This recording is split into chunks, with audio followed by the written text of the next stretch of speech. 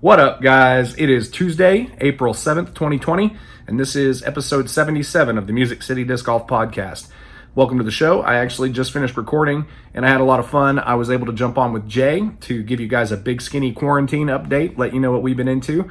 Some of you saw the video that I recently released of me desperately seeking somewhere to throw discs near my house.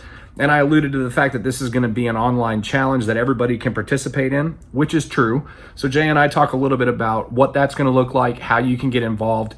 I was also really fortunate to be joined by my friends Brian Keegan and Jeff Ravilla of Disc Golf Examiner.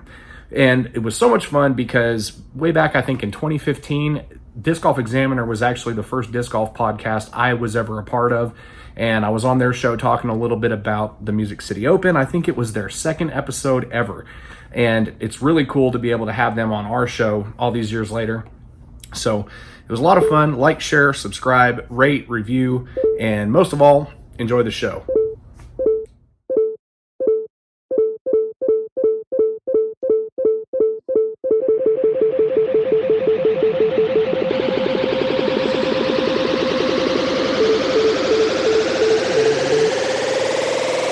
Let the bass kick. What's up, Jay? What's up, guys? How are you? Good. You say hi? You say hi? Hi. Hi, Edwin. You're on TV. Sort of. Hi, baby. Look at that She's pretty got out of the bath. baby. She woke up with poo everywhere, so she had an emergency bath. You can go, Mama. Come on, let's go get ready. You go, Mama. Say bye to Uncle Will. Blow him kisses. Blow him kisses. Bye, Blow Uncle Will Edwin. here. You blow him kisses? She's like, I'm reaching for him. All right, baby. Go, Mama. Bye, Edwin. Oh, she just blew you a kiss now. Oh, it's okay. Camera technique is learned. It's not something you're born with. So we'll Yeah, get. that's true. It is definitely a learned. Oh no, we made her mad. She was enjoying her 15 minutes of fame. She is not happy now. So what's up, buddy? What are you doing? Oh man, having all kinds of My fun. hat. My sweet hat. That hat is really sweet. I got it from my friend Crocodile. His last name's Dundee. That's your podcast hat. The only time you can actually wear that in society is when you're on the internet. It's part of your persona. Or if you're out in the middle of a field and it's 100 degrees outside in the middle of summer, then yeah, you can wear it then. Right. But other than that, people look at you a little odd. Although Nashville, you could fit right in. Yeah, beards and cowboy hats. I mean, you definitely are somebody I would pick out as a tourist. All right, I had to change it up. I can't do it. So it's not my style. Well, it was fun while it lasted, you know. Yeah, you know what? Yeah. At least you did it right at the beginning. I appreciate you taking that hit for the team. It's quality podcasting. Sure. Absolutely, man. What's new, dude? How's Costco? Oh, what? I don't want to talk about Costco, dude. Costco's a madhouse right now. It's essential that people be there and shop and work. It's crazy, but it's. I'm fortunate because I get to work. But other than that, it's been pretty crazy. And it's one of those places that because it's big box, we typically have a lot of different items, and then even with everything going on, we still have a lot of items in stock. So the membership has gone through the roof because people need to buy groceries, and all the other grocery stores are out. So right now, it's been kind of crazy in Costco. Are you guys as out of speaking of essential, are you guys as out of all the essentials as everybody else is in terms of stores?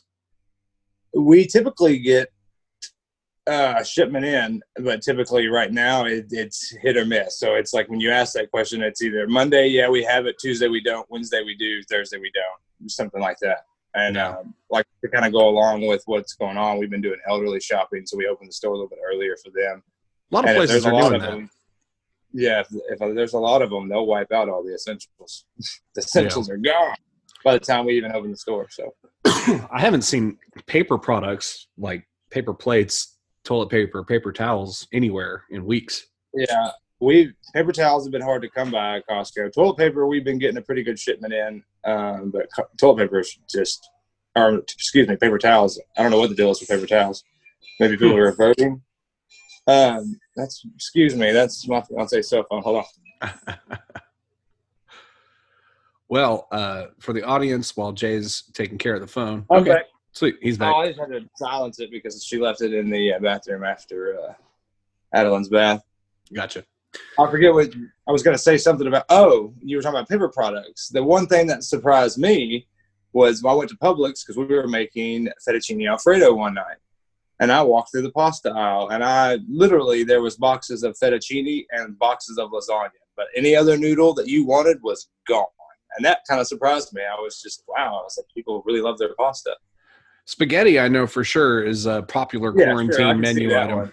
Yeah. But angel hair was gone. There wasn't an elbow macaroni or a macaroni elbow anywhere. Wow. Yeah, mac and cheese and spaghetti. Those would be the first two, I would guess. Those are the Americanized pastas. Oh, dude. Yeah. You need to have Ashley's macaroni because it's not made with the noodle shells. So I'm so used to it now. I don't think about macaroni being in an elbow anymore. Yeah, but, I always loved the shells and cheese, man, because you get all that cheesy goodness tucked up inside the shell. Yeah, or that, and then they also make the white cheddar, which is incredibly elusive. Right. You can find white cheddar, but never in the Kraft brand. And that was a tough one to find. But when you do, if you do see it, grab it because it will be gone and it's delicious. Right.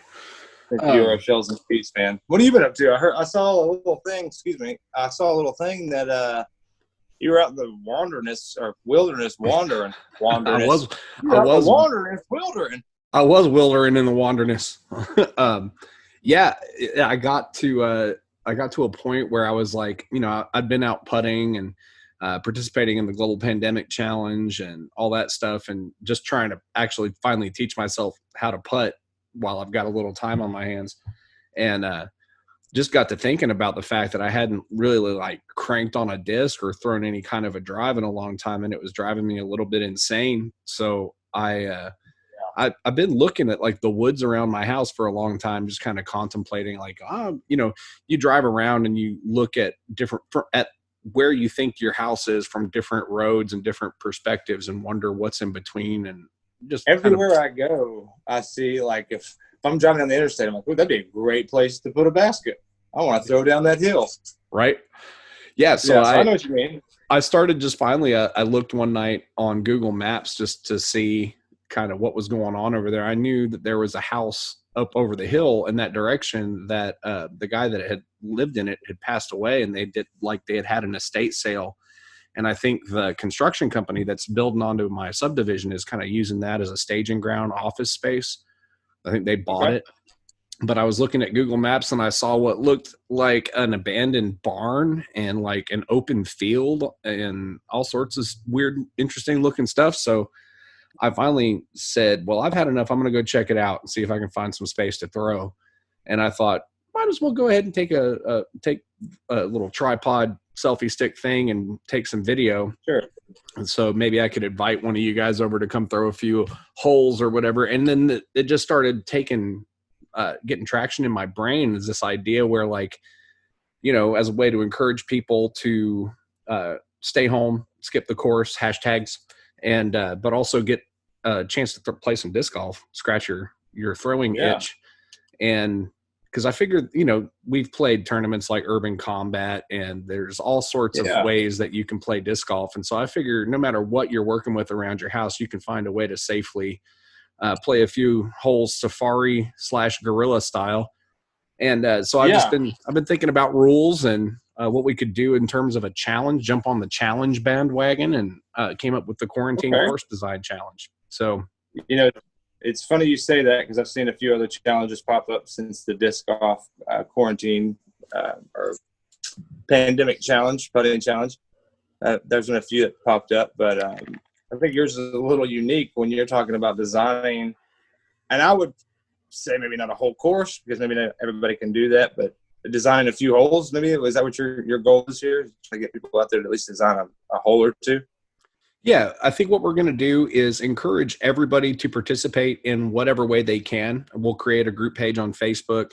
I did just release the video of me first going out and scouting for some holes. So that's the first preliminary kind of video that we'll use as an example.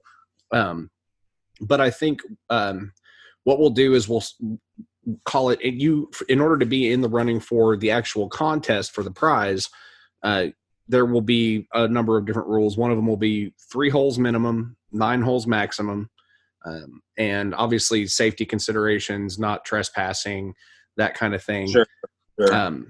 The course will need to is big, I would assume.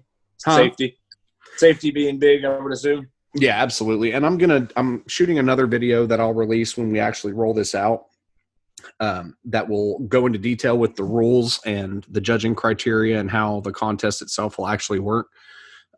So everybody can stay tuned to that. But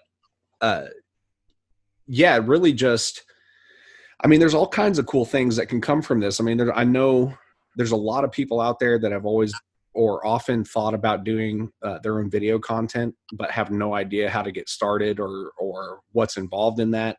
Also, I know there's a lot of disc golfers that have always wanted to try their hand at course design and just never had an opportunity or, to really kind of get involved in that and see what it's like and see what's involved in that.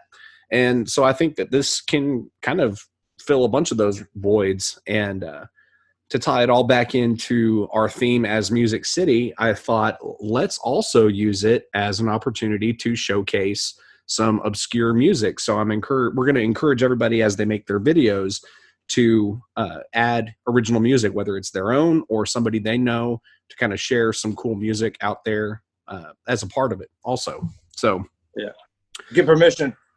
Well, yeah, absolutely. That's kind of the whole idea with the original music. It's, for my video that I just released on our podcast channel, it's my friend Ryan that got me into disc golf. I put a couple of his songs in my little exploration edition video. So yeah, I thought some of that sounded a little familiar. Yeah. For those in the audience who doesn't know, Will and I, we go back and forth with music selections because both of our genre ranges are both of our genres that we listen to range so much. That was what I was trying to say. Yes, eclectic. They range so much. We always have something new to listen to or some new video to watch. So yeah, this is where this music talk comes from. But I think that's a great idea, kind of throwing that out there and showing some love to some of those local artists who probably aren't working right now either. Yeah, and that's also part of it is, this is a tough time that we're going through. And I was inspired by the global pandemic challenge and all these other challenges. Simon Lazat's been doing stuff, Paul Macbeth. And it's just all, this is the time when we really need a way for us to still be playing disc golf in some fashion and also be interacting with each other, because as we all often talk about, one of the biggest aspects of why we play disc golf and why we're as addicted to it as we are is because of the family aspect and how much we value each other's company. So it's really inspiring to see all this stuff going on. And I think the more, the better for different things people can do to be getting active in that way. And something local for us, for Nashville, for sure, I think is cool. I think anything right now to get people active. And I had to go out and do some essential coffee runs. And I mean, when I say coffee runs, those are essential runs in our family. So yeah, if anybody's upset with me for doing that, I'm sorry, but that is an essential thing in my household. But this morning when I was out and about, it was a beautiful day. It's springtime, and it's kind of the worst time for like being stuck at home or a shelter-in-place order or even a stay-at-home order. But I definitely saw some people out there, a lot of people out there in this beautiful weather today. Some observing, social distancing, some maybe not so much. But I'm beginning to wonder how much the spring is starting to affect that. And we, Will and I love the spring and disc golf and getting out and about. And we want to encourage you to get out, but we want to encourage you to get out safely. That was where I was getting to. It's just me seeing so many people out there today. I know it's beautiful. And if you're allowed to get out, but try to be safe about it. The only thing I want to put on that was just the fact that if you're going to be out there, man, there was just a lot of people I saw, because it's spring, but there was a lot of people, real close together. Yeah, absolutely. And this is, that's kind of the motivation behind this. I mean, the putting challenges are awesome and it's a lot of fun, But as I kind of mentioned, you can only putt so much before, after you've done 300-400 putts in a day, you're kind of looking for a little bit more room. I think at least that's the case for me. So and a new putting arm. Right. Yeah, and for sure. New arm after that. I did my week 3 entry for the Global Pandemic Challenge today, and I started warming up, and I must have sank like 26 putts in a row. And then I turned on the live video and whiffed my first one, just completely airball. No. Yeah. Yep. So I submitted I successfully submitted my application for the Zero Club, and it was approved. So that's where we're at with that. You need to come over here one day. We'll stay 6 feet apart, but since we both have been 2 weeks, basically, we know that we're probably okay. Me and Will. Yeah. We'll stay 6 feet apart, but you need to come over here so we should make a video together and do it. Because I need to do a video. I haven't even done one yet. Well, the last piece of the puzzle for this course design challenge before we're able to really roll it out is I want to have an example video of playing what I've got going on over here. So I'm thinking there's one hole that I've got in my little layout that plays kind of close to a construction area in my subdivision. Mm-hmm. And it was wide open on Sunday. There wasn't anybody working down there. But yesterday when I walked out to go throw a little bit, there were definitely guys working down there. So I'm thinking the best thing for us to do, if I can get you, Zach, and Marcus, or as many of all of us together as possible, maybe to come over Sunday, and we can walk the course and throw some shots, take some video, and then I can put that together and be able to roll it out as a package. And in the intro video where I go over the rules, I can say, here are a couple videos that we've made that you can look at as an example, and we'll list what software and what hardware we use to make the video, and I'm going to encourage anybody to reach out to me in a direct message just to see if I can help them get started for anybody that's never really shot any video or anything like that before. So yeah, that sounds good. I'll definitely come out. I'll bring the old disc and stuff. I know that I'm off this coming up weekend, so I'm definitely down to do that. I need to throw some. And I'm just like the rest of everybody out there listening. I'm hurting to be able to throw a drive. Yeah, my backyard's small, as Will can attest. So once putting it's difficult. Once you've gotten your body used to that motion, man, there's just something. It's like I'm building up all kinds of static pressure in my body, and being able to release. Yeah, being able to really open up and let go of a drive like that. There's something really cathartic about that for me now. I just want to throw hyzers, gosh dang it. And anhizers and thumbers and dude, what I did. I just hyzers without hyzers. When I went out to do my walkabout video and figure out how many holes I had. Yeah, I saw. I definitely saw. You see the bank shot off the barn roof? It looked like you were going for an anhyzer there. I was going for an anhyzer, but I definitely let it go early. It was supposed to go through the gap kind of center way between the tree and the peak of the barn roof, because if you can, there's there's a branch that comes over the top that really keeps you from going high and flexing out, because the hole actually flexes back, you turn over from the tee pad. It's a turnover, and then once you get past the barn, you kind of have to settle and pan back out to the left because the basket will be tucked behind some trees on the other side. Okay. So I was definitely trying to take, and all I had brought with me that day were putters, because I didn't know how much space I was going to have to work with. And the shot definitely calls for either a turnover mid-range on a backhand or a sidearm shot for sure. So I threw real hard with my putter, my Warden, but I let it go a little early, and I was really, really scared for a second that it was going to go right into the upper level of the barn, and I was going to have to climb up in there to get it back. Oh, man. Yeah, and it seems Did you go in the barn? No, I'm part of the whole thing is part of the rules is no trespassing, and with the no trespassing and the safety first, I definitely don't want to be putting it out there that hey, if you happen upon an abandoned structure, go in and peek around and see what's in there. But in the video, you can see I did kind of show what's in the barn. It looks like the construction company over here is actually using it as storage for different material. It looks like they've got some doors and windows that maybe didn't meet specs that they've put in there, and there's a whole mess of insulation rolled up in plastic underneath one of the awnings. Okay. And you can tell, like, huh? I was going to say, yeah, we don't encourage that, but there's like a whole movement like on YouTube and around the world of these people going to like abandoned places and like just filming it. Like, I forget what they call it, urban something, I think maybe. But, urban exploration or something. Yeah, they go around like all these abandoned buildings and just go explore them and stuff like that. But highly illegal, just so you guys know, trespassing. And if you kick something over or you break railing to a staircase, that's technically vandalism. So stay out of anywhere you're not supposed to be. Obviously everybody is going to do whatever they do at their own risk.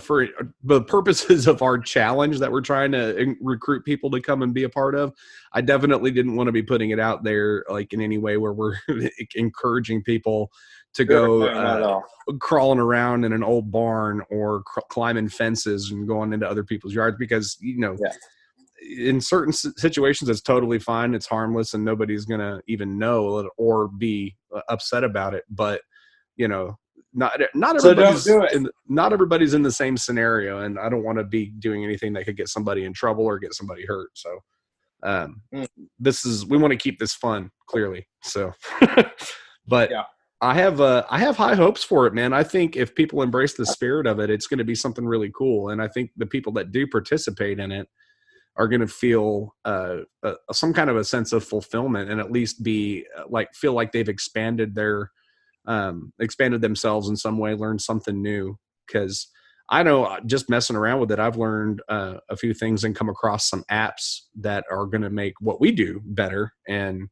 I think a lot of people, would love to produce their own video content, but they never get into it because it just seems so intimidating to actually get started. You don't know what you're doing, but good opportunity to figure it out.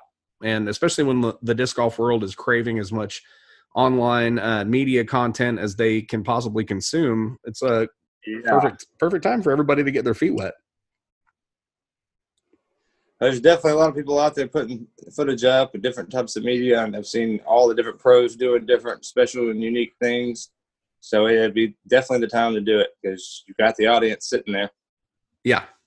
I can actually read you, just for the sake of the podcast, what I've got for rules so far. So rule 1, safety first, obviously.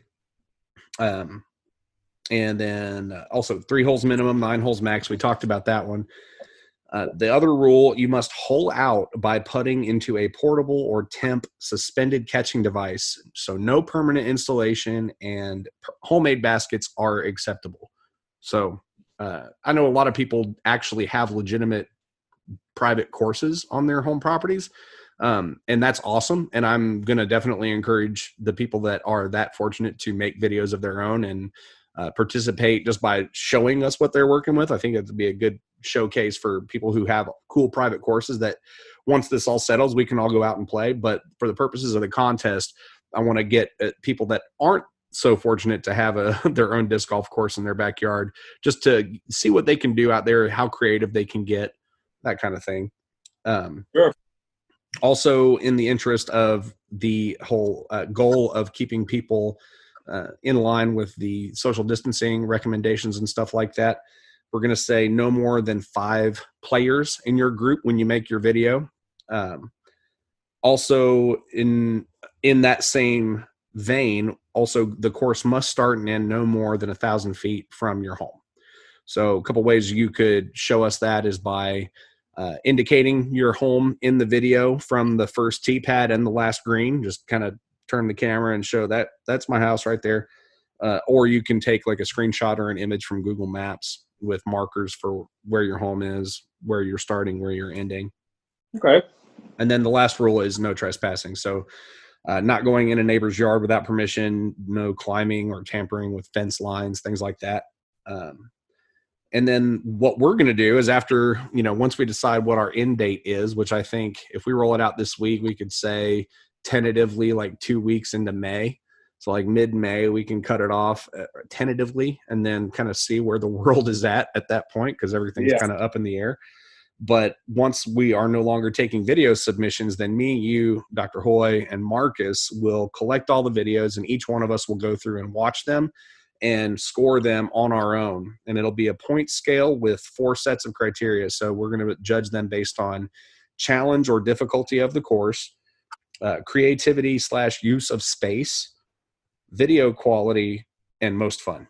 And it'll be a 5-point scale. Each of us will assign points to each of those values for each video, and then total up all of our points for each video, and then we'll break it down that way. All right. I like that. And we'll be inviting anybody that wants to join us as a sponsor and provide some more prizes. But we're going to start out with what we're calling the Music City Disc Golf Prize Pack, which is going to be a T-shirt with our 2020 artwork. It's going to be one of our disc golf pins, a set of Music City Open National Tour Finale commemorative posters, and also a $50 credit to dynamicdisc.com. So that's what's going to be on the line to start with. $50. $50 for free? $50. For free? For having fun? For doing something awesome? I may even, you heard it here first, I may even break out the very, very secretive and very, very private collection of mine and donate something out of it. That would be awesome. From the old collector's bin. And there's only that. I don't know if you've seen it yet or not, and by all means, well, you're welcome to gaze your eyes upon my treasure trove. But only a few people have actually got to see what's in the old secretive stash, because I try to keep it under lock and key of what I have. Because some of those guys out there, they'll offer you some big money for some disc, and it's hard to turn down sometimes. But, I would imagine you've probably got some gems in there. I apologize. Hey, honey. Yeah, I've got a few gems. I've been fortunate to know some guys who've been in the game for a long time. So I'll look through there and see if I can't find something to donate as well. I think that'd be worth everybody's while. Yeah, I'd be happy to do that too. I've been pulling some stuff out of my collection for various things. I tried to auction off a few things to raise money for TSB since we had to postpone the fundraiser. So I managed to auction off one of them, a prototype V2 captain. Jeff Lorenz won it for $50.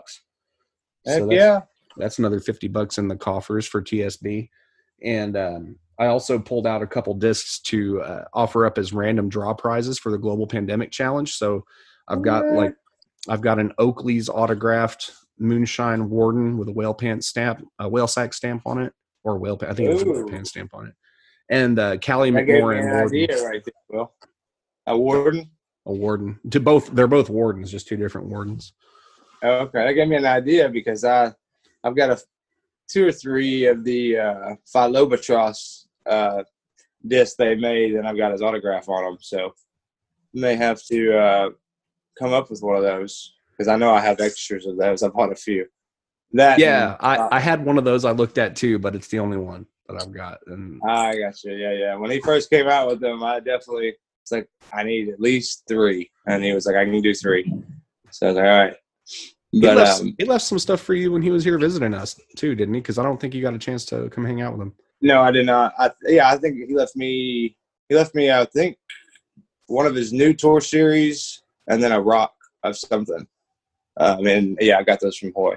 Yeah. So shout out to you, Fowler, if you're listening. I appreciate it. I know it's been a long time since I've seen you, buddy, but I do appreciate it.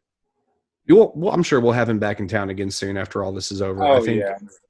I think a lot of people are going to be coming through town as soon as it's a funny thing that you mentioned that, because I was actually thinking about that the other day. I was just watching disc golf on YouTube, a video I've seen a million times, Music City Open.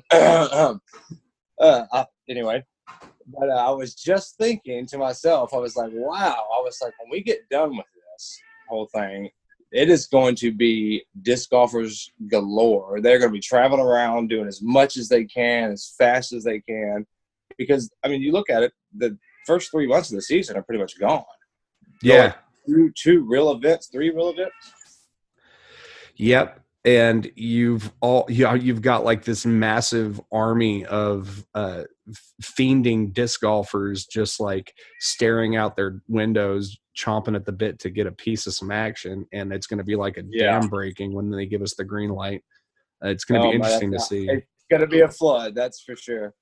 Yeah, I was talking just before I mentioned this during the segment with them, I'm recording the episode out of order, as I sometimes do, just due to convenient scheduling with people. But I was talking to the guys from Disc Golf Examiner just now, and one of the things we're talking about is like seeing how it all plays out, being that all the explosive growth and success that disc golf experienced over the last 5 years, and then the major setback that this quarantine is causing, and seeing how bad the lasting damage from that is and what it's like when we come back from all of this. And it's just going to be really interesting to see what the landscape looks like once everything's said and done. Because I know there's a lot of, when we talk about disc golf companies, a big company in disc golf to us comparative to the outside business world is still a really small company. Even by all standards, Dynamic Disc is one of the biggest manufacturers, biggest companies in all of disc golf.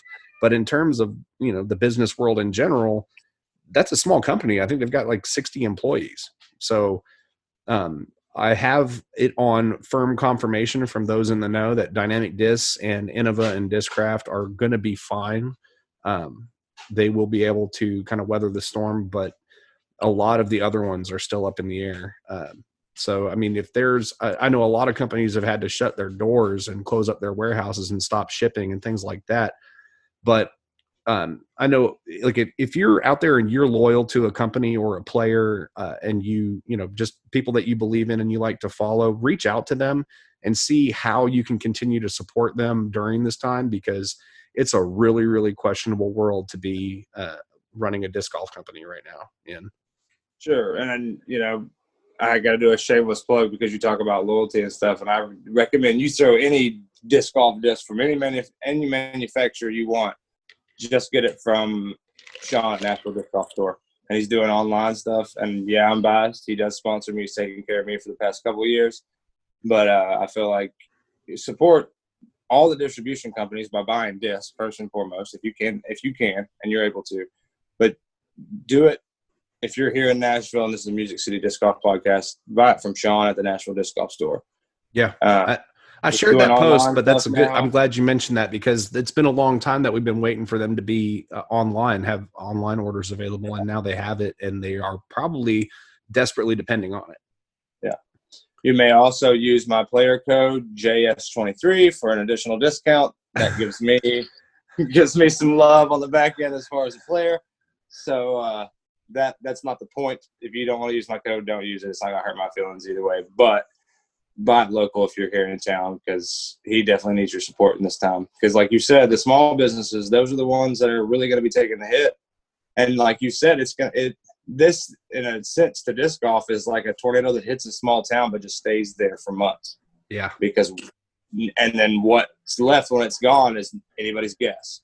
And that's a big thing here in disc golf. If you've ever looked and you've been a part of the disc golf world behind the scenes when it comes to companies, running tournaments, or anything, the margins in disc golf when it comes to anything are tiny.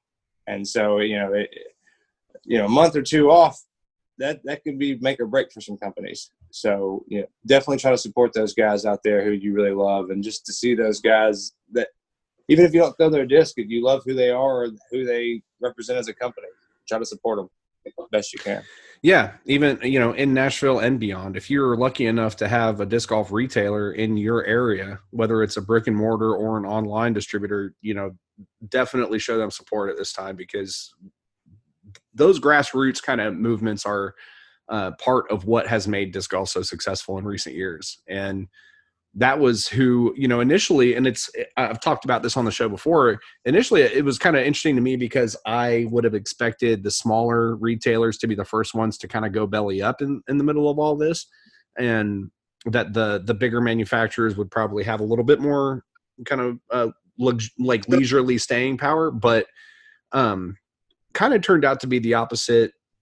You're seeing a lot of companies that are still staying afloat with all this, that are smaller, more regional outfits, but a lot of those guys are, they've got a day job or they've got a primary source of income, and the margins and the overhead for their disc golf operations are kind of secondary.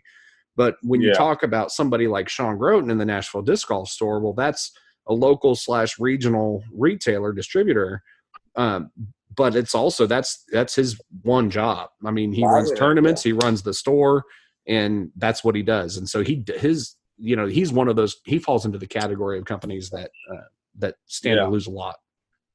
Oh, absolutely. I'm hoping that he's applying for some of that small business loan money that they're giving, the forgivable loans, because I mean, he may not be hurting, and I know it's kind of I don't want to say the word niche, but for lack of a better word, kind of a niche company and a niche company sport, I guess you will. Yeah, it totally is.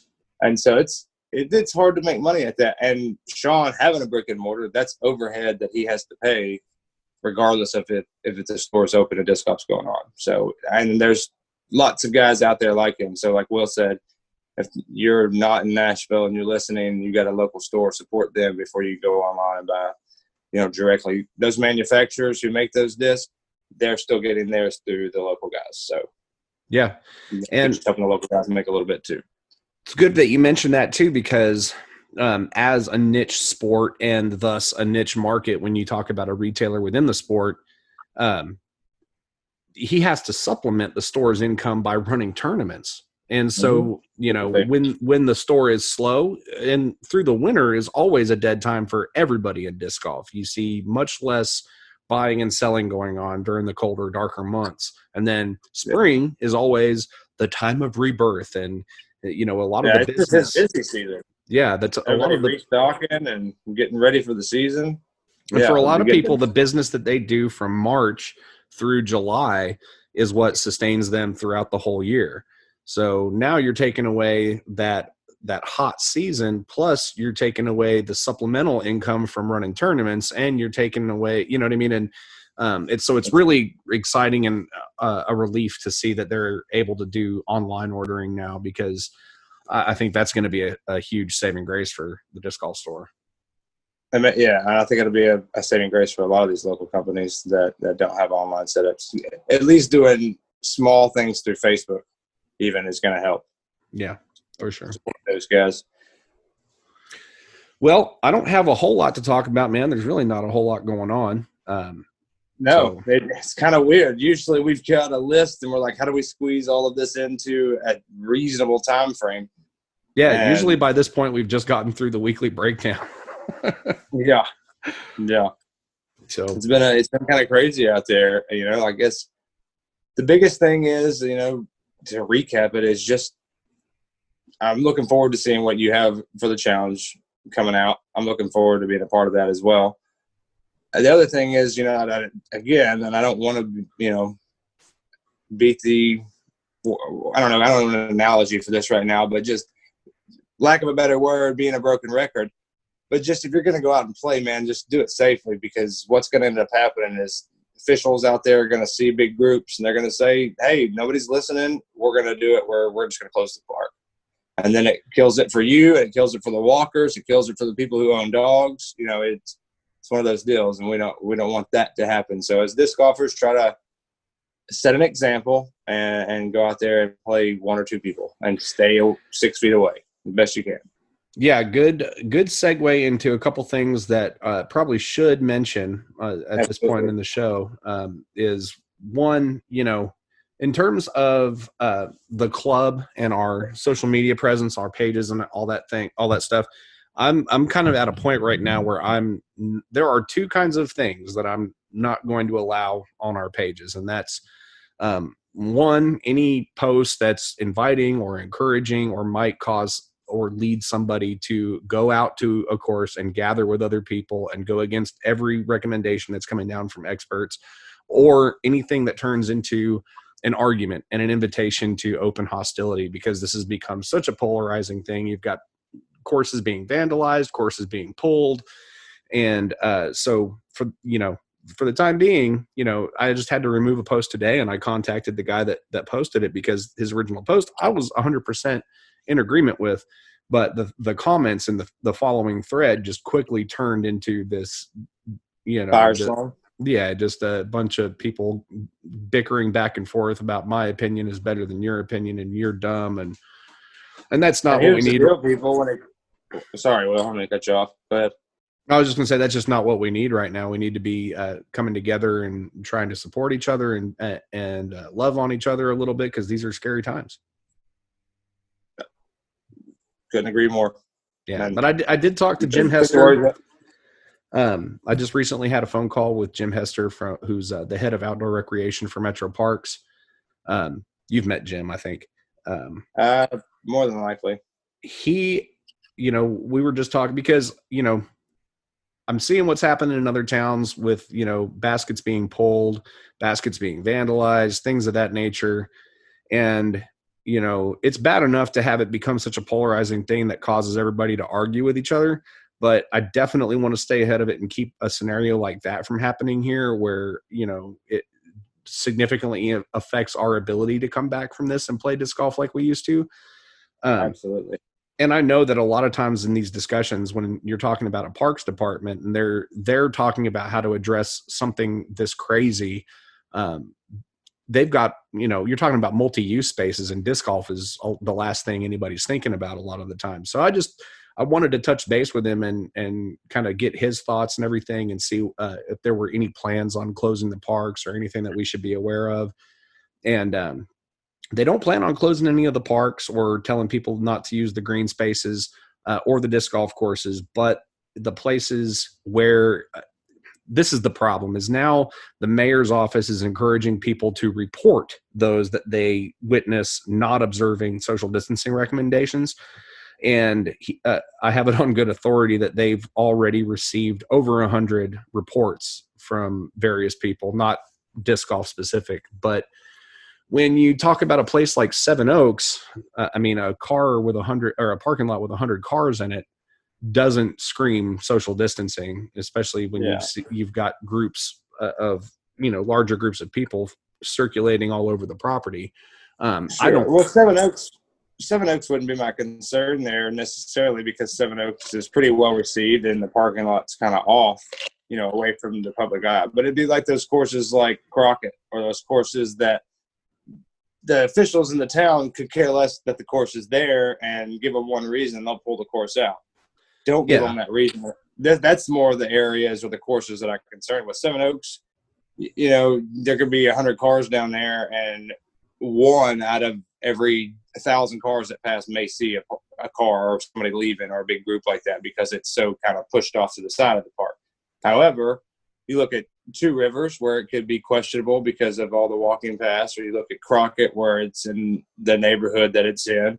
Those are the courses that give them a reason, and you won't have that course anymore. Well, a couple of things that you just mentioned that actually came up in the conversation was, because I had talked to, if we wanted to, and he and I both are in agreement, we don't want to be heavy-handed about this and like issue mandates and dictate and tell people what they can and can't do. But it's, if we were to get ahead of the problem by, say, the idea of pulling baskets out of a course, like for us to do it, well, we couldn't really arbitrarily do that because the baskets don't belong to us. Any one of the courses, for the most part, except for like Two Rivers, you look at 18 baskets, those are owned or purchased by 7-8 different people.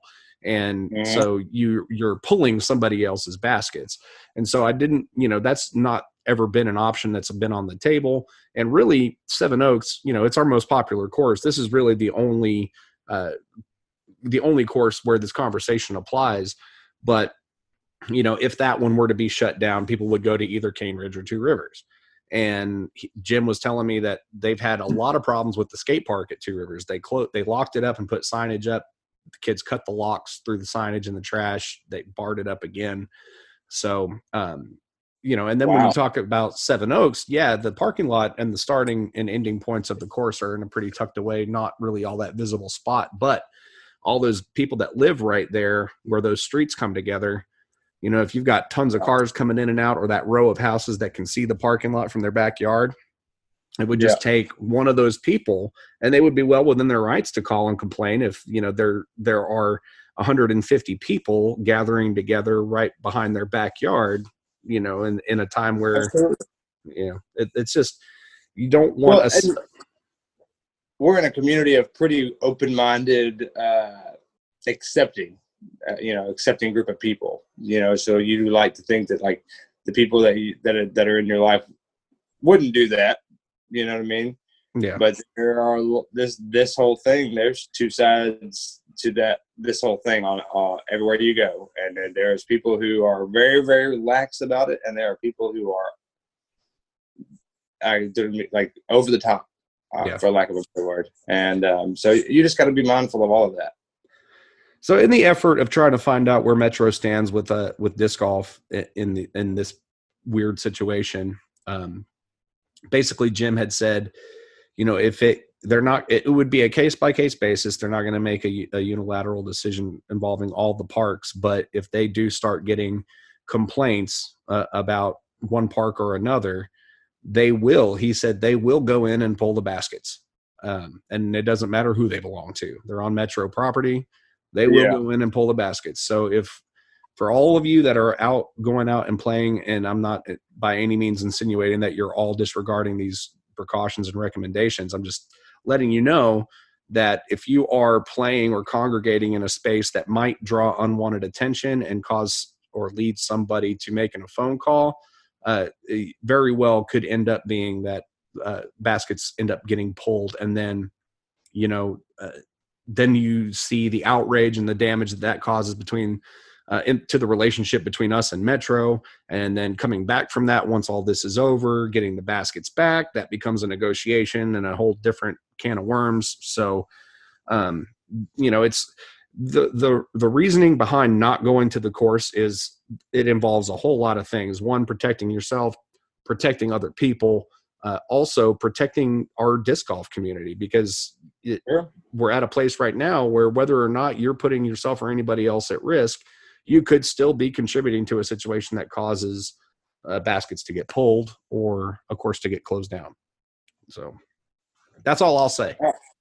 No, I agree with you. And earlier, I didn't mean to cut you off. I was just trying to emphasize that point to you earlier. No, I totally agree. Yeah. And it really is a valid point. And if you try, for Will and I are, because of the position that we're in with running tournaments, we are friends with tons and tons of people on Facebook. So we see posts from probably 1,000 different communities around the United States, disc golf wise.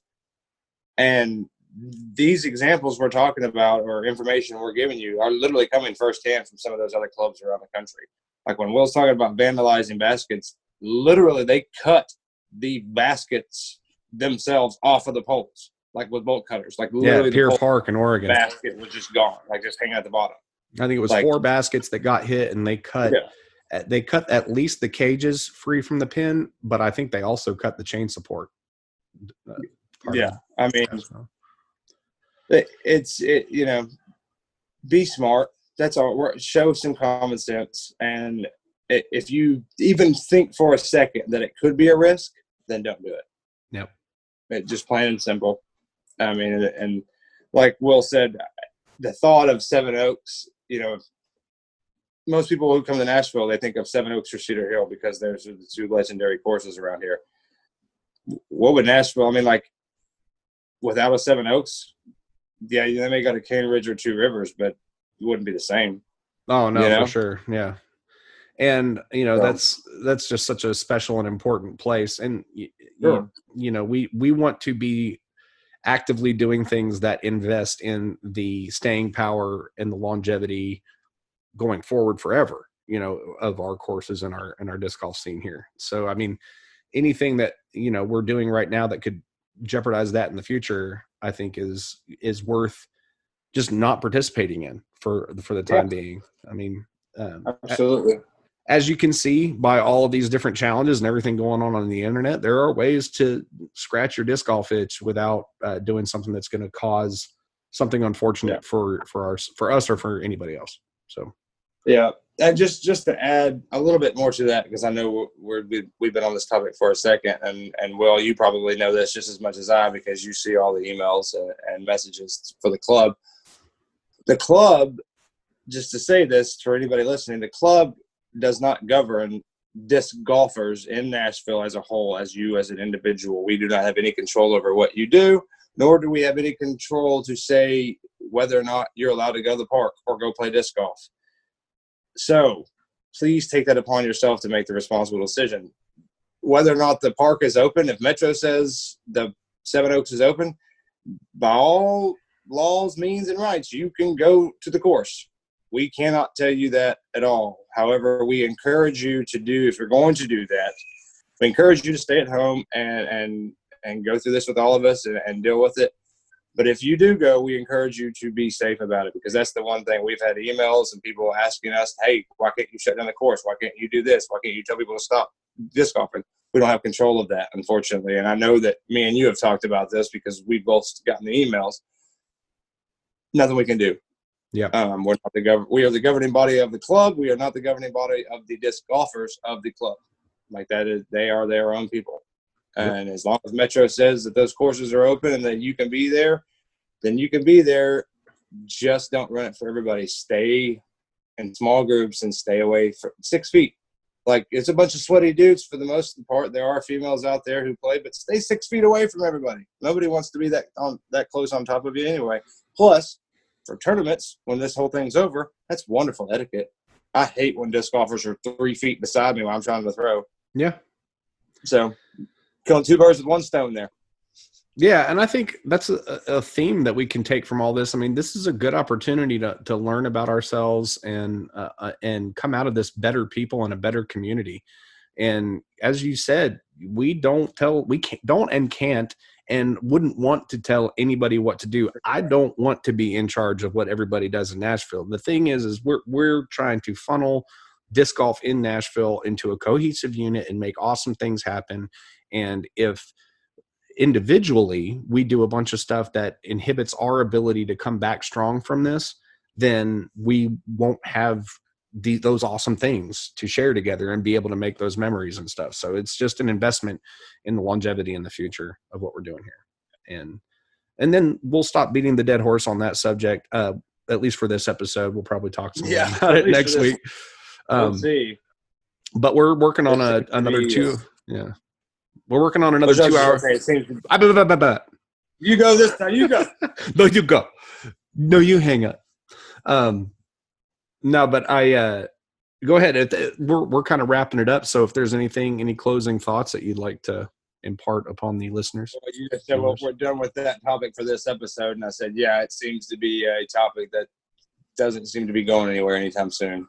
Yeah. When you talk about it in all honesty. So, yeah. It's one of those things. I do want to say, I'm not going to get into too many details out of respect for the people that are involved in it, that are affected by it. But for those of you that know Billy Fowler, our course captain at Cedar Hill, love on him a little bit. Shoot him a text, maybe give him a call, check in on him. He's going through a rough time right now, and my heart is heavy for him. And I wish I could hug his neck right now. But for Nashville disc golfers, keep some positive vibes and love in your heart for the man, the myth, the legend, Billy Fowler. Because this time is hard for everybody, but especially for him right now. So that's all I'll say. I don't want to get into too many details. He's a private guy. He doesn't do social media. Yeah. But be thinking of him. And when this is all over and we can go out normally again, give him a hug. But Jay, I know you've got work early in the morning and you got pooping babies running around your house. Hopefully she's done with that and in bed. Work, yeah. Yeah, they moved us. That was the other thing. They moved us an hour ahead now. So now instead of 4 a.m., it's 3 a.m. since of all the early openings and elderly shopping and all that sort of stuff. No. So, but I get off an hour earlier, so that gives me a little bit more time to come check out that course challenge thing that you're throwing together. Yeah, let's pack a few. Well, what do I need? Do I need a driver for it? As I'll pack a few putters and mid ranges in the car instead of bringing the bag, and we'll go tomorrow. I'll get off work, swing by. I would honestly say you'll want a few fairway drivers. There's a couple holes that got some meat on their bones. And all right.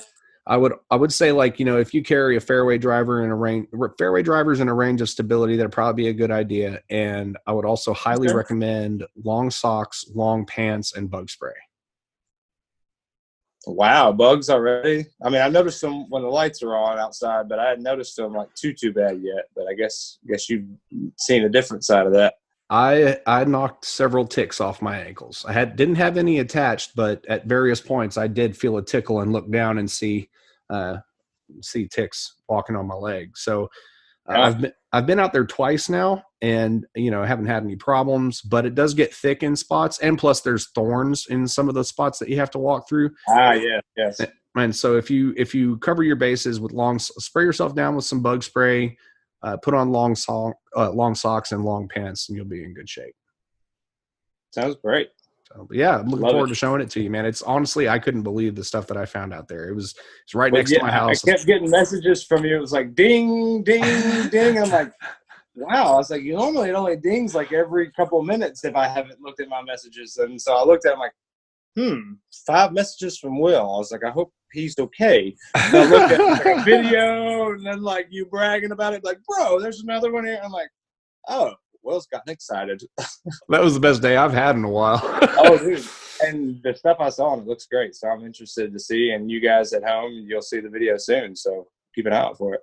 Yeah, go. You can go to the YouTube channel right now. Well, you're already probably on the YouTube channel if you're watching, but you can check out the video below. It's Quarantine Course Review Exploration Edition. I think the header of the video is Disc Golf at Home, and that's yeah. So check it out and stay tuned for more details. I'm going to be rolling out the next couple of videos, and we'll get this thing started here pretty soon. Jay, as always, nice to see your beautiful face. I know, it's good to see you too. We typically see each other in person once a week. Don't tell anybody. We stay 6 feet apart, but I'm sure I'll see you at some point this week.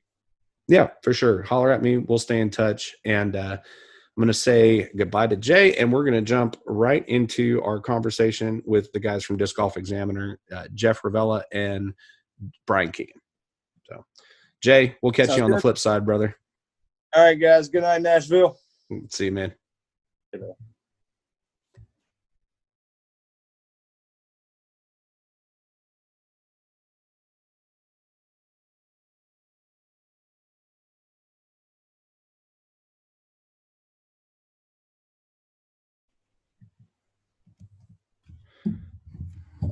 And we are on with the Disc Golf Examiners, Brian Keegan and Jeff Ravilla. What's up, guys? Hey, Will. Good to see you. Good to see you. Going well. I like the plural version. We are the examiners. I wasn't sure if the apostrophe S would be apparent in the audio recording there. It was implied, but it works both ways. So that's our new call tag. Is going to be. I like it. It's awesome. So a little bit of history for us here. This is kind of a full circle thing that we're doing. Years ago, I was a guest on one of I think it was the second episode of the Disc Golf Examiners podcast. This was just coming up on the Music City Open one year, and we talked a little bit about that. I think me and J Ray were both on that episode. I very vividly remember doing the Google Hangouts from my car, and it was awesome. Yeah. That was the first podcast I'd ever done too. So, and now years later, go for it, Jeff. I'd say, we just turned 6 years old. So that was 2014. I did a couple like written interviews, and then we went in straight into the podcast. We did like 22 episodes. It was a lot of fun. We were really just getting into the game and exploring it and learning about media and learning about disc golf. And so every episode was just us questioning like, hey, why did you do this? Or how did you get started doing that? And we had a great time. It was great having you. I learned a lot about tournaments on that episode. Man, and if I could tell you all of the things that I didn't know about tournaments when we had that conversation. Yeah, it's been a wild ride since then. But we kind of fell into that because Brian came to Nashville on a trip I believe it was for a wedding. Yeah, and my cousin got married. That was right. That's right. Your cousin got married, and then you and I caught a round together at Sharp Springs. Mm-hmm. Yeah, and that was a great course. I absolutely love. I got to play Sharp Spring, and I think it was actually Seven Oaks, wasn't it? It was Seven Oaks. We were at Sharp Springs. Yeah, I played Seven Oaks then after. Yeah, or beforehand, and absolutely love the disc golf scene in Nashville. I thought it was so great because you guys, I'm used to dealing with having to go up and down hills the entire course. Yeah. And you guys have so much flat ground and like other difficult things that it was a very different situation. Yeah, you're pretty close to Appalachia. Mhm. Appalachia. If you call it Appalachia, I'll throw in Appalachia. You guys are close to the mountains. I grew up in West Virginia, so I spent a little bit of time in Pennsylvania, specifically Pittsburgh. But yeah, down here in Tennessee, I mean, not the whole South, but here in Tennessee, in this area, you get kind of a pretty versatile mix of everything: elevation, terrain, woods, open fields, water, all that stuff. Yeah. Um, Man, I had a great time whenever we were out there. We were playing. That course is along farmland, and I remember some of the holes just being absolutely ridiculous. Some of it's a little bit marshy. Some of it, I remember throwing over a mossy pond and thinking, I hope I don't throw into the water here. the swamp hole. Yeah. It's funny because it's like it's probably one of the easiest holes on the course in terms Mm-hmm. of actually point A to point B throwing a disc, and Yeah. one of the most frequently aced or near aced of the holes in Nashville. But talk about risk reward, because that's some grody water that's down below. Yeah, really. A little shot. I don't know if you could see your disc if it went in. You know? It would be iffy for sure. Yeah. So tell us a little bit about how you guys met, because Jeff, I know that the Disc Golf Examiner was kind of your brainchild, and I don't know how. I would like to know. I'm curious just to know how you and Brian kind of bumped heads on that and came together for it, and how it's developed into what it is now. I know you guys also have another gentleman on your show channel, whatever, Brian Bowman, who I've been talking to him about another series he's doing that I'd like to have him on the show to talk about. But where did this all start for you guys, Jeff? If you want to tell us how that how it all kind of began for you. It's literally all Brian's fault. I grew up skateboarding. You've heard me talk about skateboarding 1,000 times, and I find so much parallel. I don't know what it is, but after I left skateboarding, nothing I ever did gave me the same satisfaction that skateboarding does. I don't know if it's smashing trees or smashing discs into trees, or the sound of the chains just bashing, but there's something very similar to disc golf and skateboarding. So after I stopped skateboarding, I didn't really do anything, and one day Brian asked me, he's like, "Hey, you want to go play disc golf?" I'm like, "Disc golf? I don't know about that, man. Hanging out in the woods." You wanted to go. You This was you were reluctant at first. This was over months. Like like, "Hey, come on, man, it'll be fun. You need to relax. You're too uptight at work." You're like, "I don't know." And so we went, and as soon as we pull up, we're at Deer Lakes, hole 1. We're just at the tee pad, and every single one of our phones get a National Weather Service alert that there's flooding is imminent. Like, you're in an area where it's going to rain hard, and we're like, "Should we go home?" And we're like, "Nah, let's play." And we played in that storm. and I had the best time of my life. It's crazy because it was like, I remember it just being soaked after 2 or 3 holes, just being completely. We got just enough into Deer Lakes that going back wasn't an option. Yeah. And it was great. So from there, I always get hooked, and I think of ideas. All day long, I go into Brian's office. I'm like, "How about this.com?" or "How about this.com?" And so I started, I just got Disc Golf Examiner. I started doing a couple interviews and some written word. This was after a couple months, not immediately. And then Brian and I did the podcast. We had a nice run with it. And then I had like some family issues, some family things came, and Disc Golf Examiner kind of fizzled out a little bit. And then Worlds came, and then Brian was off to the races. This is where Brian's media and photography and videography has taken this whole thing to a whole nother level. And he can probably chime in when he got the opportunity to be at Worlds. It was nonstop.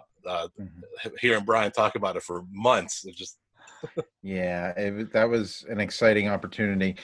So basically what ended up happening was, I at that point was not even really big in the disc golf scene here in Pittsburgh, but I thought it was a great opportunity to, I love disc golf and I love photography. So, and combining the two was a natural thing for me that I love to do, and videos as well.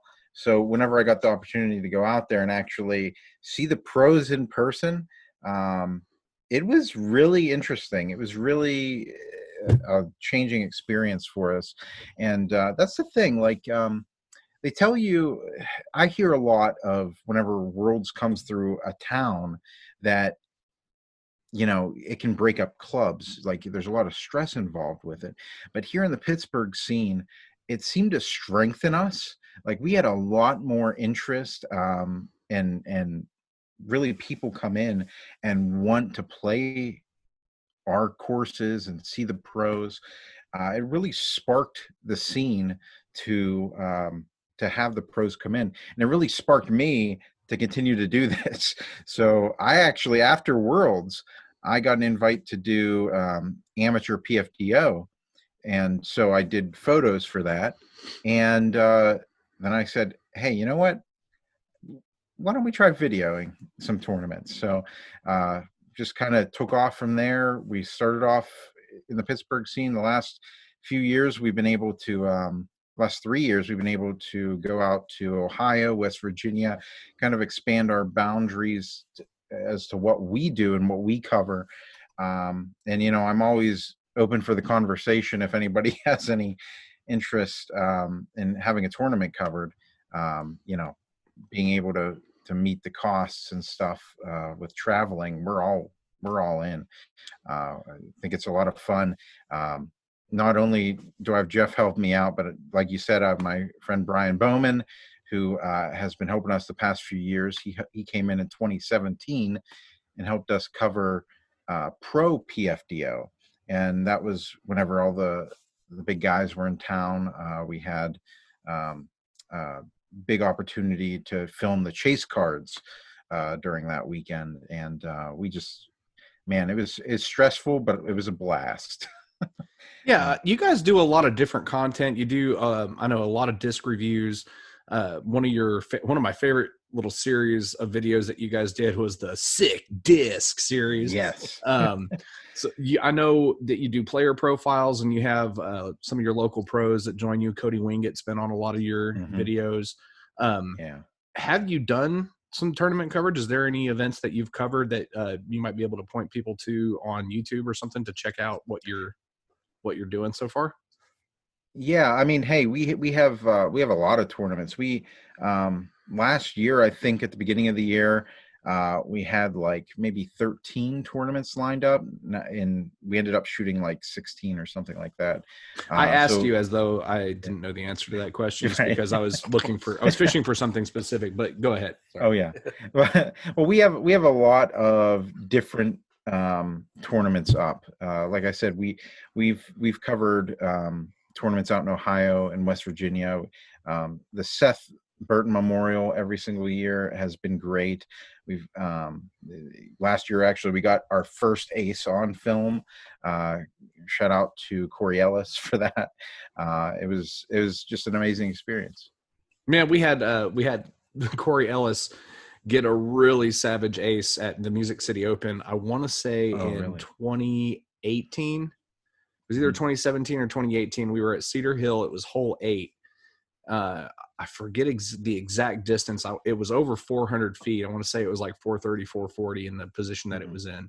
But I was standing just up the hill from where the basket was through the trees, and I heard it and heard the entire field go nuts, because that spot where hole 8 is visible from like 5 or 6 different holes away. And yeah, it was pretty impressive.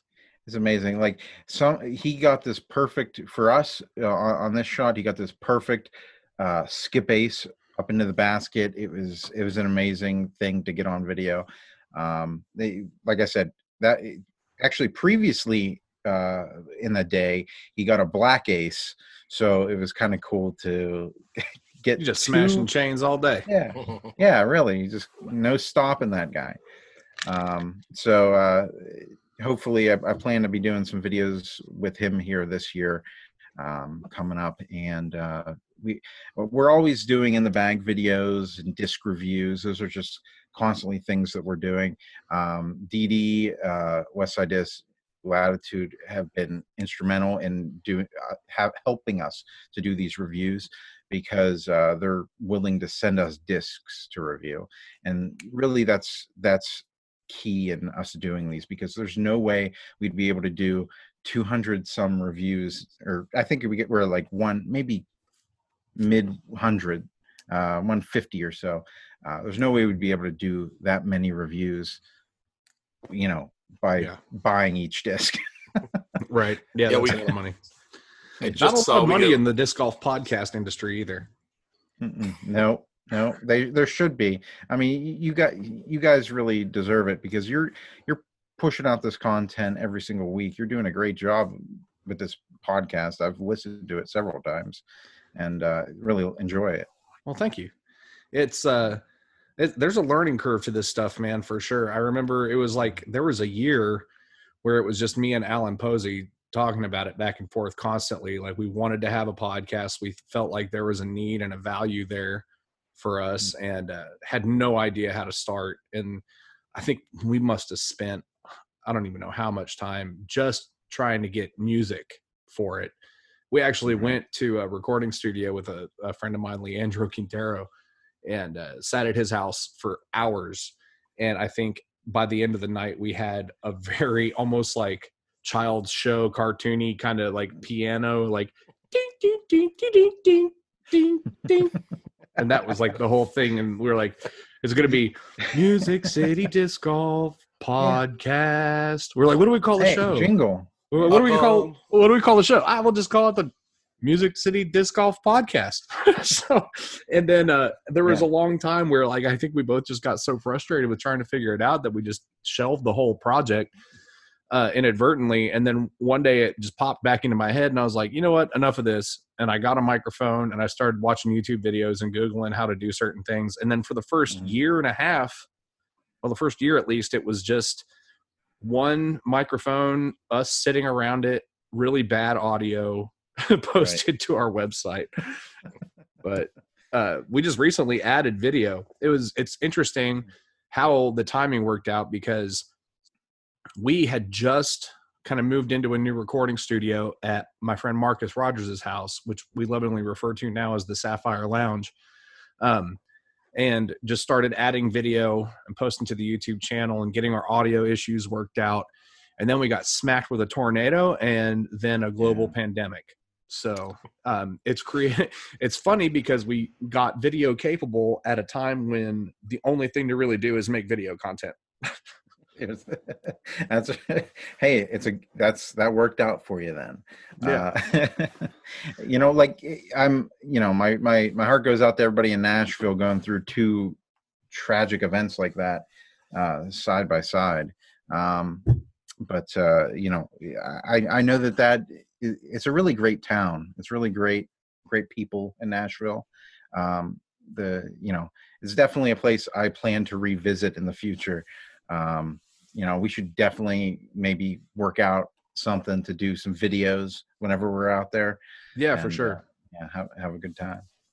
Yeah. We've talked a little bit about having you guys out for the Music City Open here and there. And of course, now who knows what in the heck's going to happen, but we're all going to have to bear with it. It's going to be something that's going to affect all of us. It already is, but it's going to affect a lot of people. Yeah.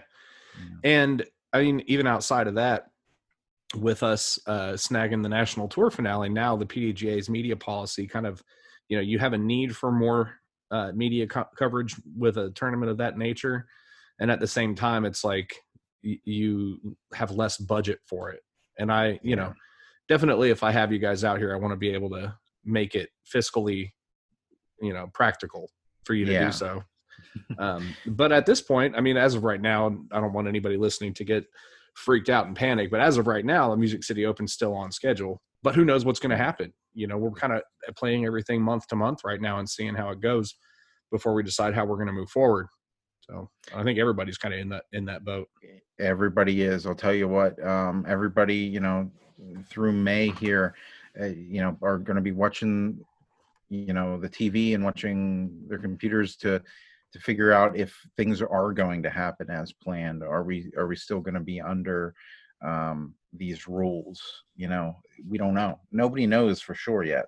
You know, but one thing for sure is going to happen. That is, we'll be back playing disc golf at some point. You know, but for now, we've never been through anything like this. You know, we've never done this before.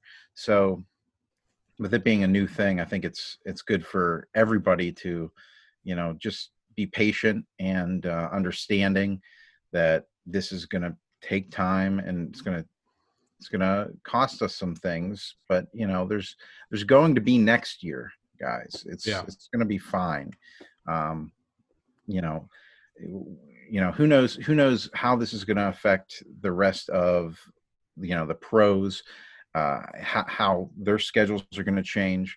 You know, I don't know. Who knows? Well, everything, I mean, it's like clearly we are, but playing catch up with this virus. And, you know, it's like week to week, month to month, the recommendations and the precautions get a little bit more strict and a little bit more stringent. And we're, you know, just barely starting to implement things that we probably should have been leaning on a month, 2 months ago. Yeah. And so, you know, and with businesses trying to stay afloat, and now you're seeing most of the disc golf companies well, I don't know. I don't want to say most because I'm not 100% on that, but a lot of the disc golf companies, the bigger ones, have closed up their warehouses, are not shipping, and things like that. And you got to wonder, you know, depending on how long this lasts, at what point do we start seeing some real long-term damage to the disc golf industry at a time when we were just making some really significant headway. You know, the disc golf world, the disc golf industry was exploding and growing so fast, and the tournaments were getting so big and all these really exciting things happening. And then now it's like everything's just slowed to a standstill. And how far is that going to set us back in terms of where we were at? Yeah. I mean, you know, for sure. There's probably going to be some setbacks. I know this year we were really trying to make big, as well as, you know, several other companies were trying to make this a big year for disc golf. We actually ended up purchasing 2 new cameras to cover tournaments this year. Yeah. You know, kind of a funny story behind it. We actually purchased the cameras that the Disc Golf Pro Tour were using to cover tournaments. So, okay. We were able to talk with Steve, and we actually got 2 of those cameras that they use to cover tournaments. Bless you. Thank you. And so, you know, we're definitely stepping up our production value and stuff this year, and we're just taking all that stuff and we're trying to make better content right now, especially while, you know, I'm off work and we're trying to just, you know, produce as much content as we can. This week we produced 2 Lazat challenges, and then Bowman has a plastic Picasso episode coming up, which I should tell you about that, because I know you probably want to talk to Bowman about his. We've been talking. Yeah. I've got plans to we were going to actually have him on with you guys tonight, but I think we're going to do another episode where I just talk to Bowman and we get kind of a highlight of that series. But tell us a little bit about it. Yeah, he's doing an amazing series. This is him interviewing the artists of disc golf. So the guys who create the stamps, he's interviewing them, showing off some of their work, and really showing people, kind of getting behind the scenes on how these discs, how these stamps are made. And I'm absolutely loving it. I find it extremely interesting. He has 1 episode out so far, I believe, and another one coming out at the end of this week. So definitely something to check out. I know you'll be talking with them soon, so I don't want to go into too much detail on it. Yeah, that's great. I was telling him, which I mentioned to you right after you had told me about it. that he should talk to Charlie Matthews, who's been doing the Music City Open Stamp, and Yeah. a bunch of other ones, Rocket City Blast, Magic City Mega Bowl, a lot of stuff in Alabama. Really awesome artist and a good dude. Well, I mean, that's the thing is like there are really so many artists that you don't hear about, and it's great to kind of explore and see how, you know, how did the pool cat stamp get made? You know, like that's an iconic stamp that a lot of people love. So I mean, it's just really cool to kind of see these people get their perspective on how they came up with certain things. Like actually, now that I think about it, he does have 2 episodes out, because the second one they were talking about how the person designed faces in the stamp, which was another neat little snippet from that series.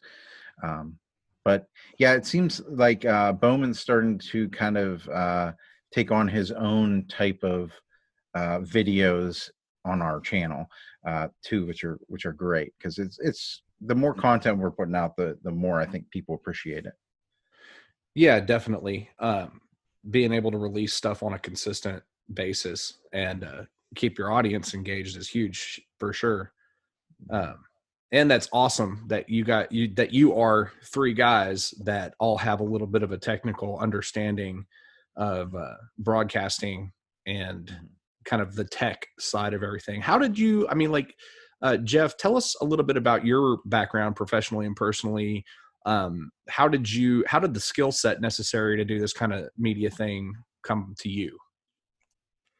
Well, I've been a professional by trade, paid for, by real companies, a digital marketer for 20 years. I actually had a skate shop. There we go, back to there again, for about 8 years. And like 2003, 4, and 5, I had my own like skateboard message boards. I had my own almost like a MySpace clone at the time. I had like my own social network for skateboarding. And so I just would try stuff and kept trying new things and pushing the boundaries. And the thing that always propelled me, and I know I'll never be a motivational speaker, but once I realized that no one cares, it's been kind of my mantra, that nobody, when you're getting started, the people who are going to love what you do are going to find you. But nobody cares what you do. Nobody cares about that first quality of your audio podcast.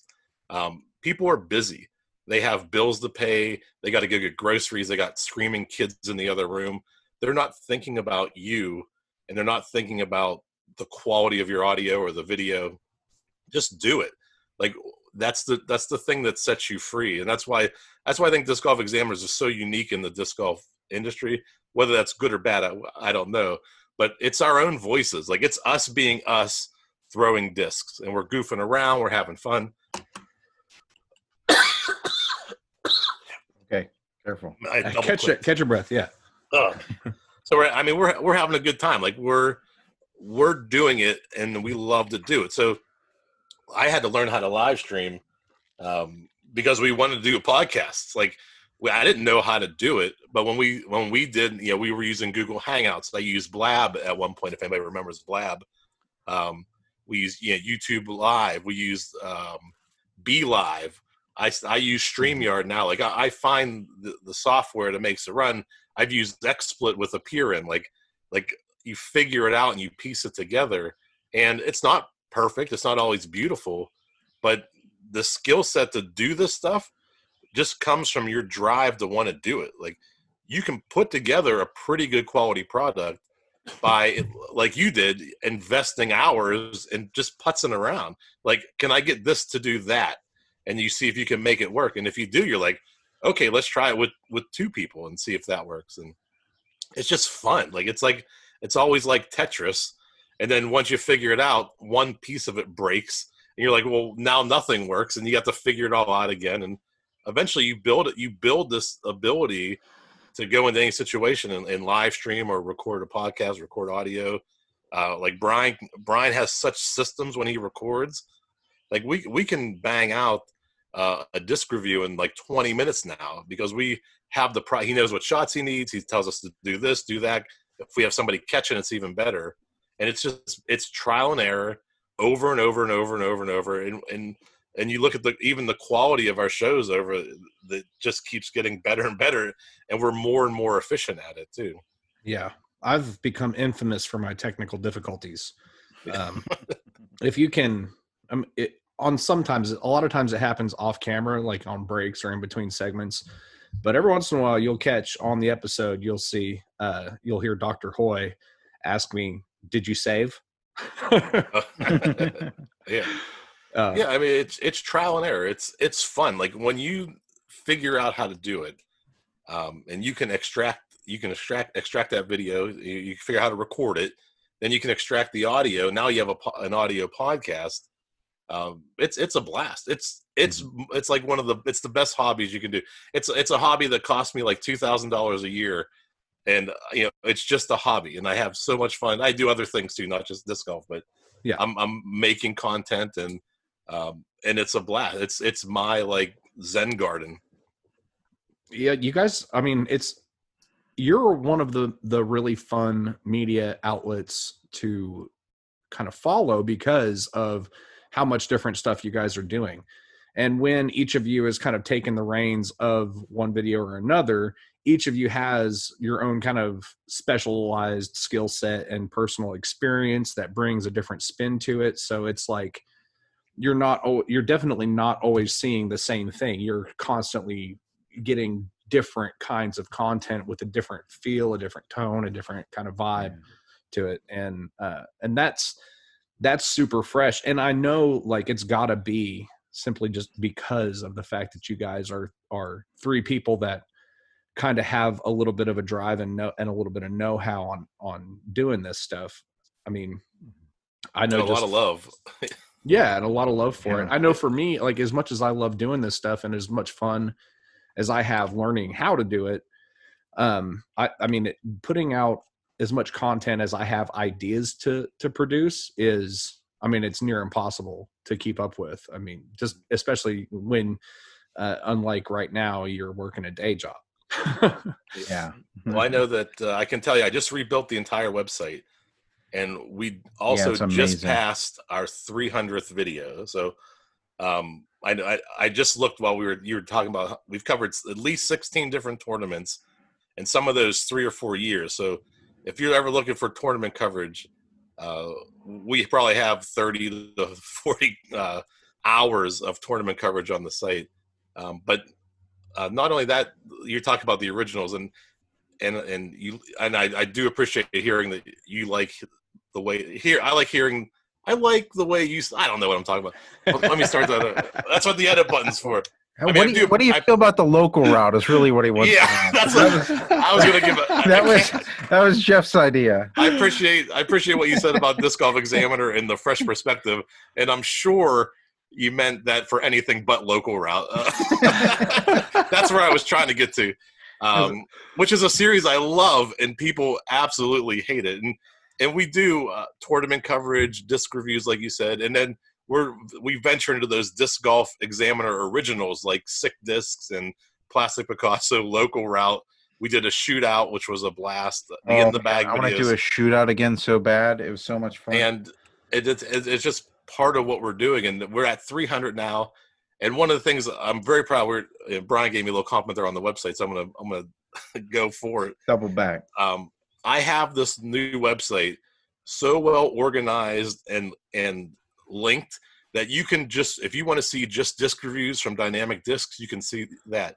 If you want to see just disc reviews that are speed 11, I have those organized. So you're able to, whatever you're looking for now, I have it organized in a way that you can see exactly what you're looking for. And I'm pretty excited about it. It's the best thing I've ever built. It's discgolfexaminer.com, discgolfexaminer.com. Discgolfexaminer.com. No, I mean, we're the examiners. I'm putting myself in your shoes, and forgive me if I'm stepping out on a limb here, but that's one of those things where you almost take any opportunity that you can find to bring that up, because that type of project takes so much time And it's so painstaking and like almost it seems trivial because nobody cares. Like if you don't tell somebody that, hey, the website is totally organized now and you can find whatever you want super easy. If you don't say that, everybody's just kind of like, oh, cool, whatever. Like, there's too many ads. Yeah.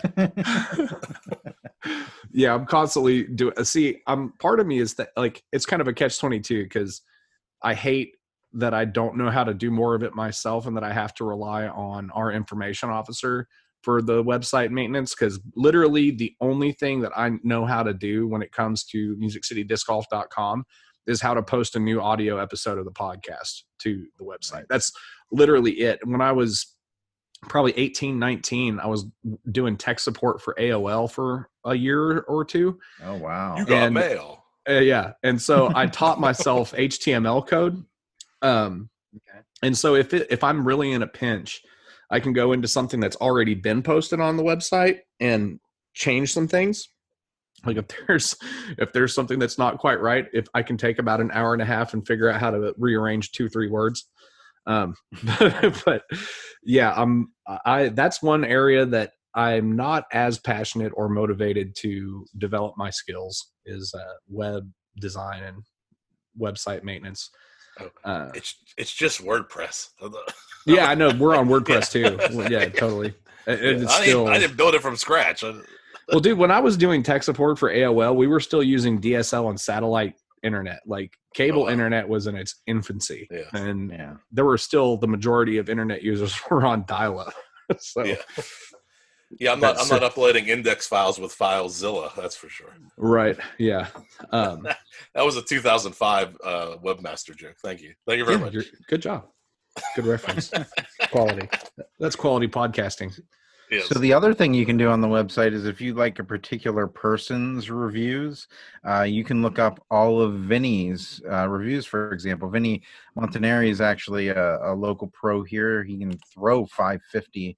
I've caught him on camera throwing 550. I promise. It's not internet 550. It's not internet 550. He does this. It's just he's like a legend in the Pittsburgh area. And so if you want to look for all his reviews and see how much he's crushed, you can do that. So it's really an intuitive website for sure. And some other things I want to mention just real quick. So, like we just reached the 5,000 subscriber mark on YouTube, which I am completely psyched about. I've got 25. Yeah. I mean, you'll get there. Just keep producing videos. Unless you need 25,000. Yeah, I almost tried to segue into that joke, but no, I got 25, maybe only 24. We lost one after this interview. Yeah, I was rounding up just for the sake of podcasting. Yeah. 25 is just so much more impressive than 24. Yeah, man. I'm just once we hit that milestone, I'm completely blown away that it's come this far. So hoping to get 10,000 next. That's the next step. But that's huge, man. 5,000 is nothing to shake a stick at. No. We're almost at 10,000 on Facebook. Actually, we're like 8,400, I think, right now. So doing pretty well there. Do you find that your audience is mostly there on the Eastern Seaboard, or do you kind of have it spread out? I know that obviously our show is kind of tailored to the Nashville area as far as the disc golf scene here, but we have kind of expanded kind of significantly as we do episodes with different, people that are kind of involved in the business side of things in disc golf. It's like if we get a touring you got a space cat behind you, by the way. Yeah, that's Billy. That's the MCDG podcat.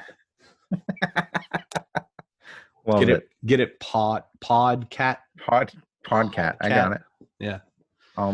So Jeff's media company is called Mega Cat. So he likes cats. I loves kitties. We got 5 of them.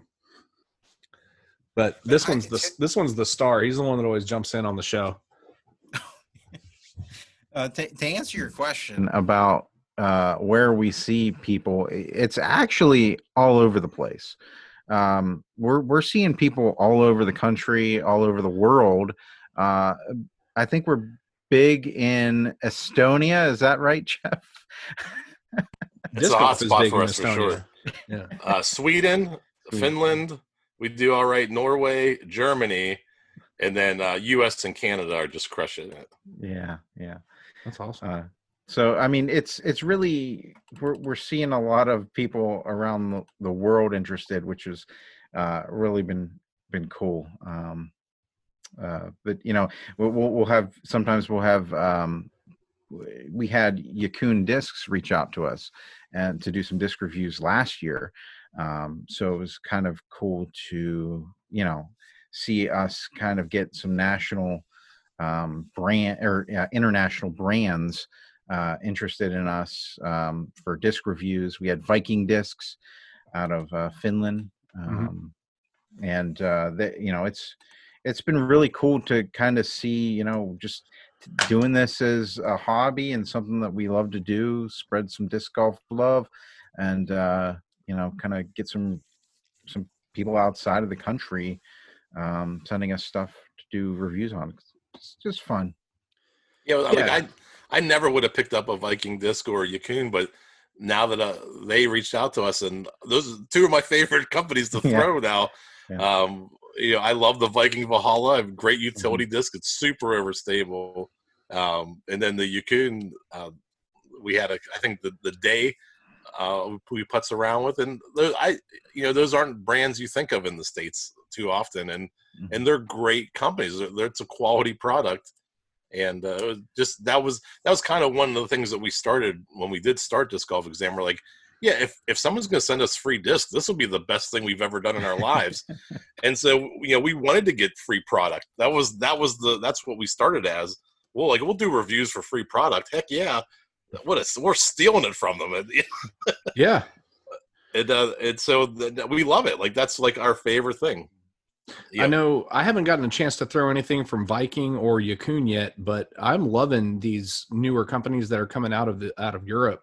I know when Castoplast first dropped their first few discs, I had I think it was a Cax that I had picked up at one of the Nashville Disc Golf Stores tournaments. I think it was the Shelby Shootout a couple of years back, and I had not picked up my player's pack at check-in. So when I got my player's pack, it was at the end of the day, and the only thing that were left were the blank ones.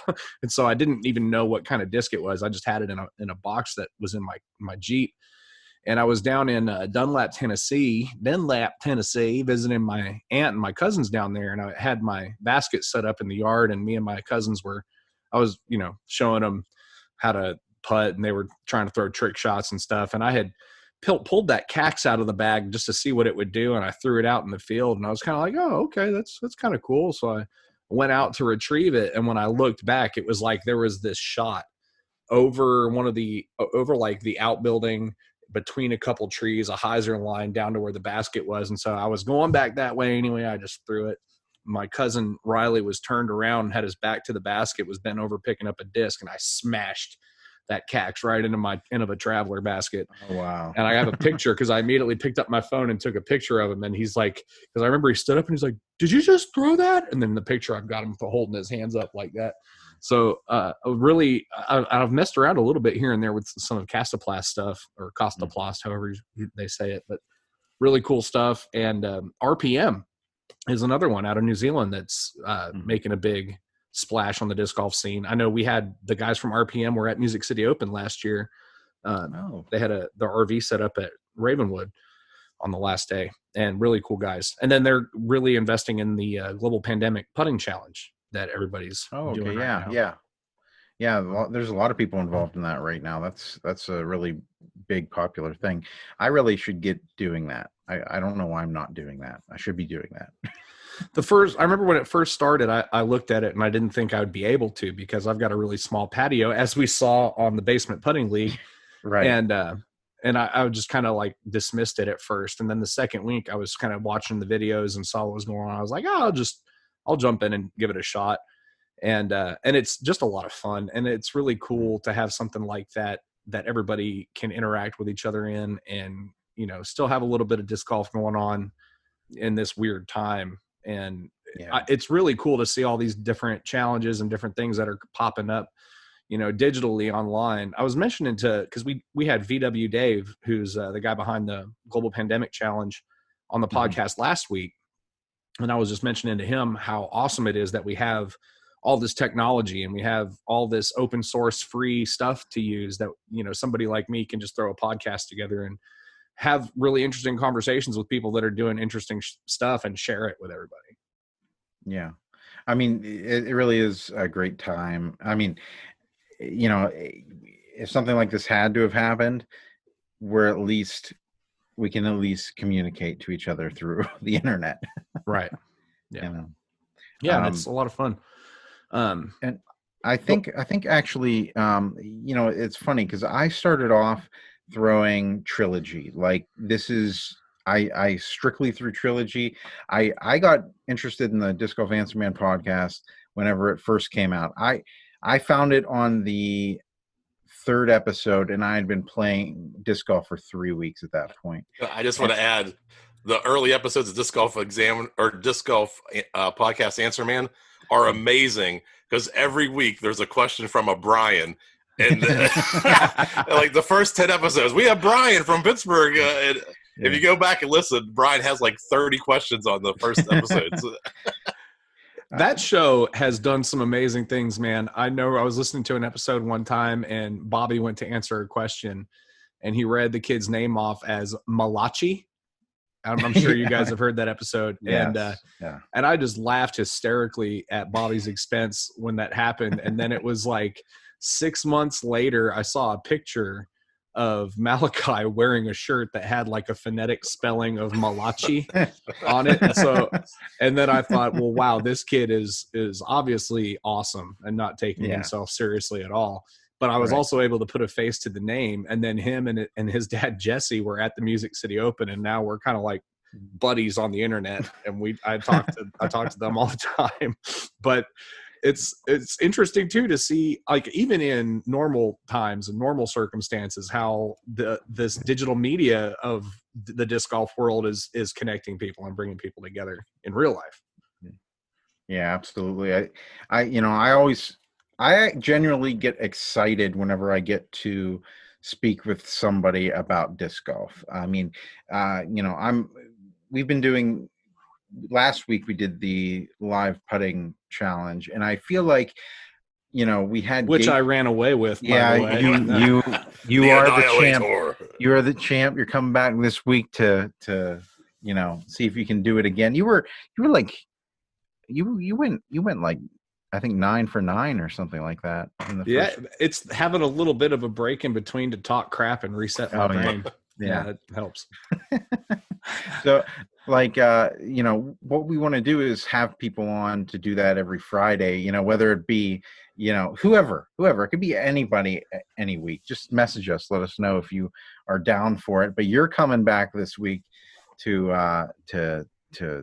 you know, defend that title. Defend it. Your title. Yeah, I meant to ask you how that's going to play out with the format. Do I just come back again week by week until somebody knocks me off, or are we going to go to a certain point and have finalists? Or you guys have you thought through it that far yet? We honestly haven't. No. There's a structure. No, we don't. Maybe just a fun hang. That would imply us having to turn somebody down. Yeah, we just want everybody involved. Yeah, and prizes sound like shipping expenses, and I don't like that. Not in the budget. Not in the budget. That's awesome. That's another thing that's been going on, man. We had to cancel a fundraiser tournament and a bunch of other stuff that we had going on.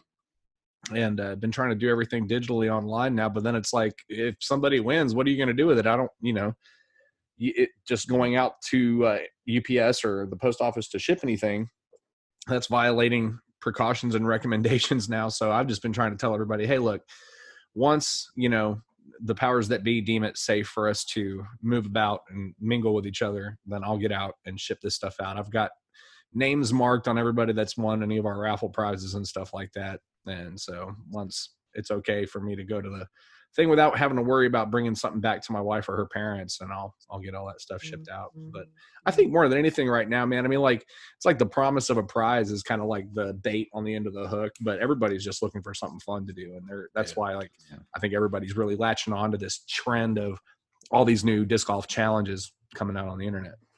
Yeah, we talked about doing live putting leagues for a year, and just we're like, we can go outside, and then I think Derek reached out to Brian from Gatekeeper, and kind of he's like, hey, what are you doing? Why don't we do like a media version of a putting league, and we put it together, kind of like, and that's like you're talking about before. It's something that we had to think about over time, and then when we were ready. When the idea presented itself, so we could put that together, because we put that together in 2 days. Yeah. We had it all figured out how we were going to do it, but it's because we were thinking about it for so long. And then Derek came up to us with the idea, and we put it all together. And that's part of that learning thing that you were talking about earlier. I've really noticed that too in the last couple of weeks. Like, I've definitely been learning teaching myself, trying to learn, I'll say, more about producing video content than I've ever had time to do before. But it's always like when everything else is going on as normally back to, when everything's regularly scheduled programming, it's like you have an idea that you think is great and, I should really do that. But immediately in your head, you're just like, I don't have time. And so you keep coming back to it in your mind and putting thought into it, and then working yourself up to that point where it's like, well, yeah, I can't really commit to doing it. But then something like this falls in your lap, and all of a sudden you've got oodles of free time, and it's like you've already put a massive amount of thought into it, and really all you got to do is work out some kinks, stitch it together, and throw it out there. Yeah, I was watching the Friday Night Back, and it was pretty good. I thought it was a fun episode that we put together, and everybody was having a good time. We're talking a little bit of smack, changing the camera to full screen to watch their putts. I thought we produced a pretty nice, I don't know how long it was, half hour, 30 minutes, half hour, 40 minutes. About an hour.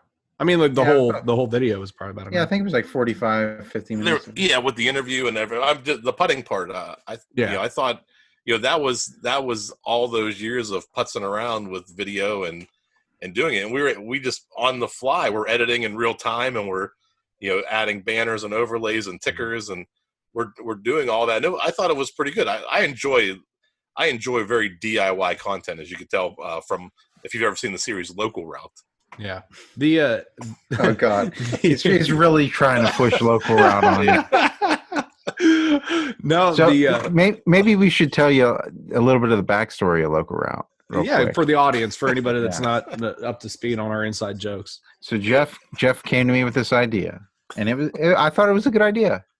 Honestly, he's just really adamant that people want to know how to play the holes on our courses. And I think he had something there. It's good. We just joke about it really because I just tease him about it because it hasn't performed as well as the other series. But it's just a joke we have. Like, it's an inside joke. The Local Route. If you check out the Local Route, leave us a comment. Let us know if you like it. We want to know. Well, I think anybody that's ever watched any kind of multiple installments of anything I've ever produced would agree with me when I say it costs you about 5 terrible ideas before you land on one good one. Yeah, pretty much. I mean, we've had ideas, so many ideas come up, and we just haven't had the time to do them. Like we really enjoyed doing that shootout video that we did, where we actually got 5 local pros to play horse against each other. Basically, you spell the word shoot and you're out. Basically, so when we did this, we didn't realize exactly how good everybody was. Yeah. Like to do a shot, to make a shot and try to outdo somebody who just called their shot is really a hard thing to do. And I really love that series personally. Yeah, and that was a format that took, I don't know how, we thought about that for months. And the basic format is you can take a shot from anywhere, and all you got to do is, get close. You want to park as close to the basket as you can.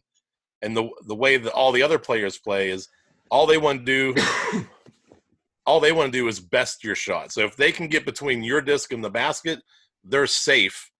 Anybody outside of your disc has to try to putt to save from getting a letter. And that concept, as simple as it sounds, we were back and forth on different things. I've never heard of anything that I thought, and I thought it worked out really well. It was just, here's a complex game we're playing. Get close. You're close or not. If you're not, you got to putt. And we had to whittle it down from like 20 other different ideas to get to that point. Yeah. Yeah. And that's another thing too, is, and with the timing of everything, and depending on like if you're doing it live versus how quick the turnaround on your post-production you're trying to aim for. A lot of ideas end up not working out just because you're not in the circumstance or in a situation where you can really strip away the inessentials and fine tune it. And, I think a lot of stuff that I've wanted to do had potential to be really cool. And then I just hadn't fleshed it out enough in my head to really jump in with both feet and, keep the train moving. So. And I'm sorry I had to duck out when you asked me about Local Route. Brian took over. My family had a question. And that's a series that I'm still sure I can make it work. I think we have 5 total episodes. Maybe it's me. Maybe people don't want to see me. I'm trying to be like a Guy Fieri, I don't know what I'm trying to be in the show, but all I want to do is experience the hole, and I want to play it with a local player to see how they play it.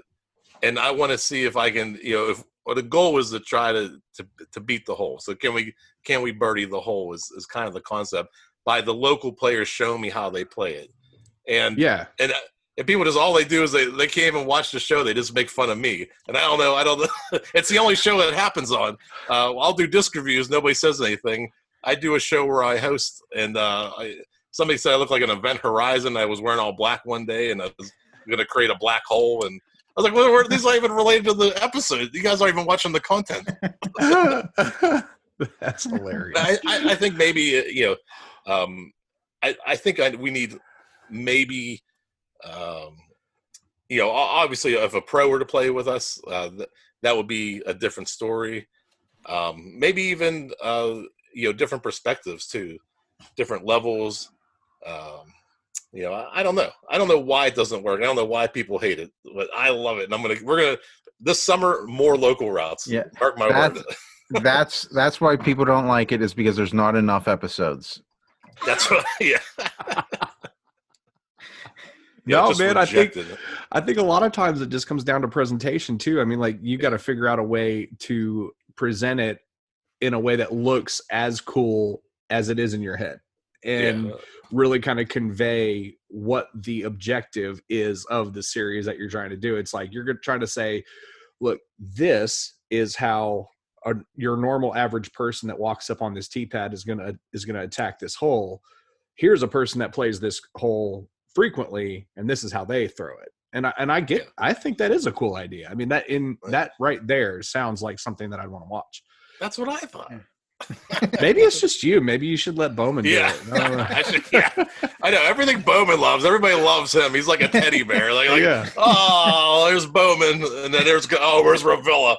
He's very gentle and approachable. It's the beard, man. Maybe you just got to grow a beard. Everybody's got a beard going. Yeah, I am the only beardless one of disc golf exam. But look at this top I got going on there. Oh, dude, I got my quarantine top.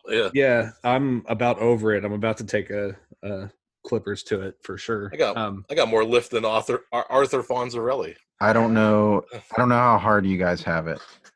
Yeah. Well, sorry, Brian. Yeah, no wonder I can't. No wonder I'm not a fast runner. It's all this resistance. Yeah, you'd feel even more out of place in Nashville, man. It's like everybody here's got a beard. We take anytime I've ever posted pictures of us from our board meetings, it's like somebody will make the comment, "Beard of directors." Yeah, that's a good one. But hey, man, we're gonna go ahead and wrap it up. We've been at this for about an hour, and Wow. and I'm kind of recording the show out of order. I think I'm gonna jump on and check in with the boys. I think Dr. Hoy is probably on a COVID-19 shift at the hospital, so I may not be able to get him on tonight. But we've got our own little challenge that we're rolling out, hopefully within this week. We just released the first preliminary. Well, I released the first preliminary video last night on our YouTube channel. So we got some cool stuff coming in the works to get people playing some disc golf and following the PDGA's recommendations to hashtag stay home, hashtag skip the course. Skip the course. Yep. Yes. So yeah, I mean they're taking baskets out of courses here in Pittsburgh. I'm just going to say that. That is, that's the real thing here is it, and it's becoming such a polarizing issue, and it's really kind of got me at my wit's end, because rather than sharing accurate, researched, and source-cited information, it's like everything has to be an invitation to an argument, or let's get hostile with each other because I don't agree. And Right. People still going out and playing on courses here in Nashville. Our parks are still open, and I've been in contact with the guys at Parks and Rec, and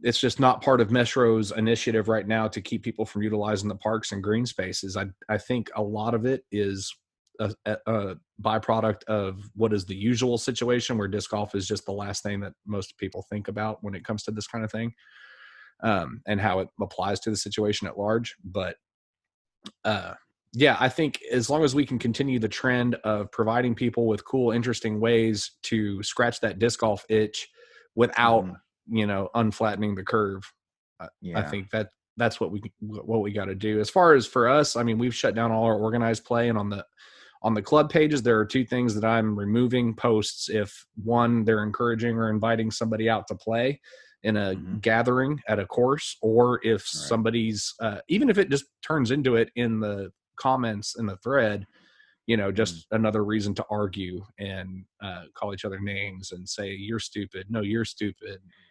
That's just not Guys, you got to play this smart. You can't be like that.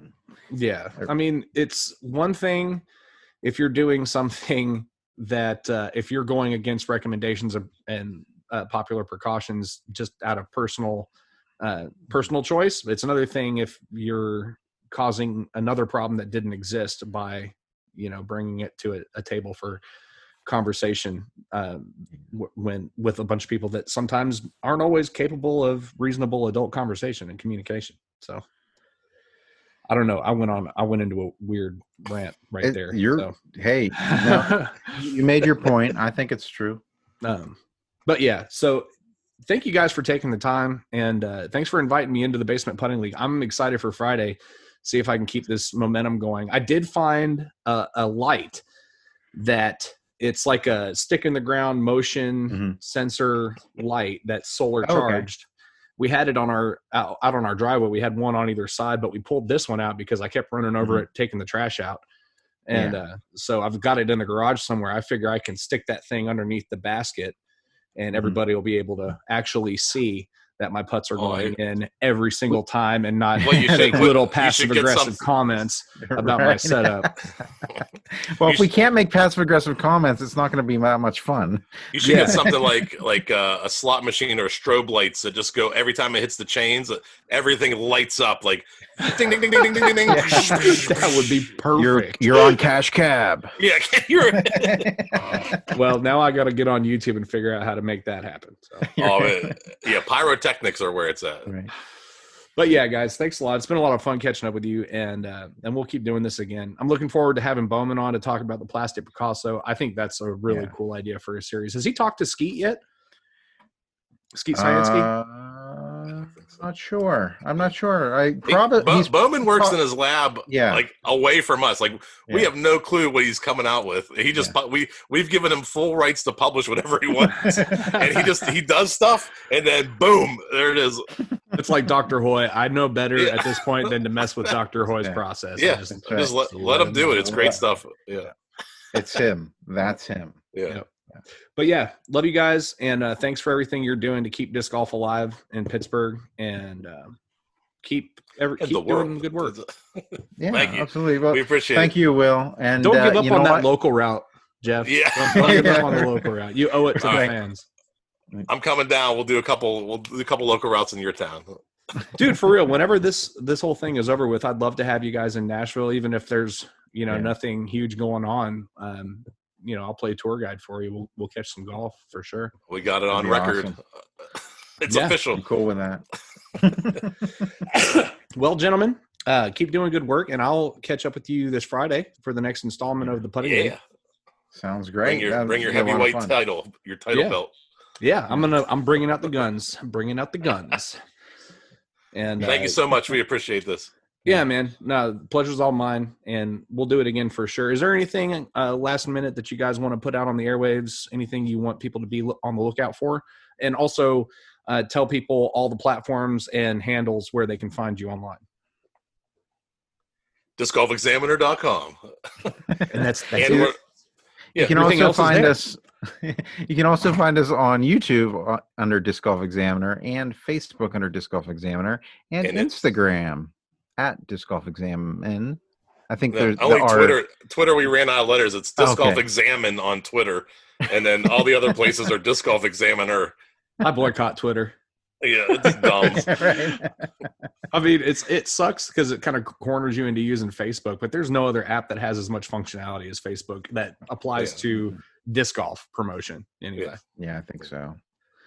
But yeah, we'll quit ranting and jump off of here. But I have a lot of fun talking to you guys, so let's stay in touch and think about more ways we can kind of collaborate on some stuff. Awesome. I love that. Definitely. Love it. Hey, Will, keep banging those chains. Keep banging those chains. All right, guys. We'll catch you on the flip side. See ya. See ya.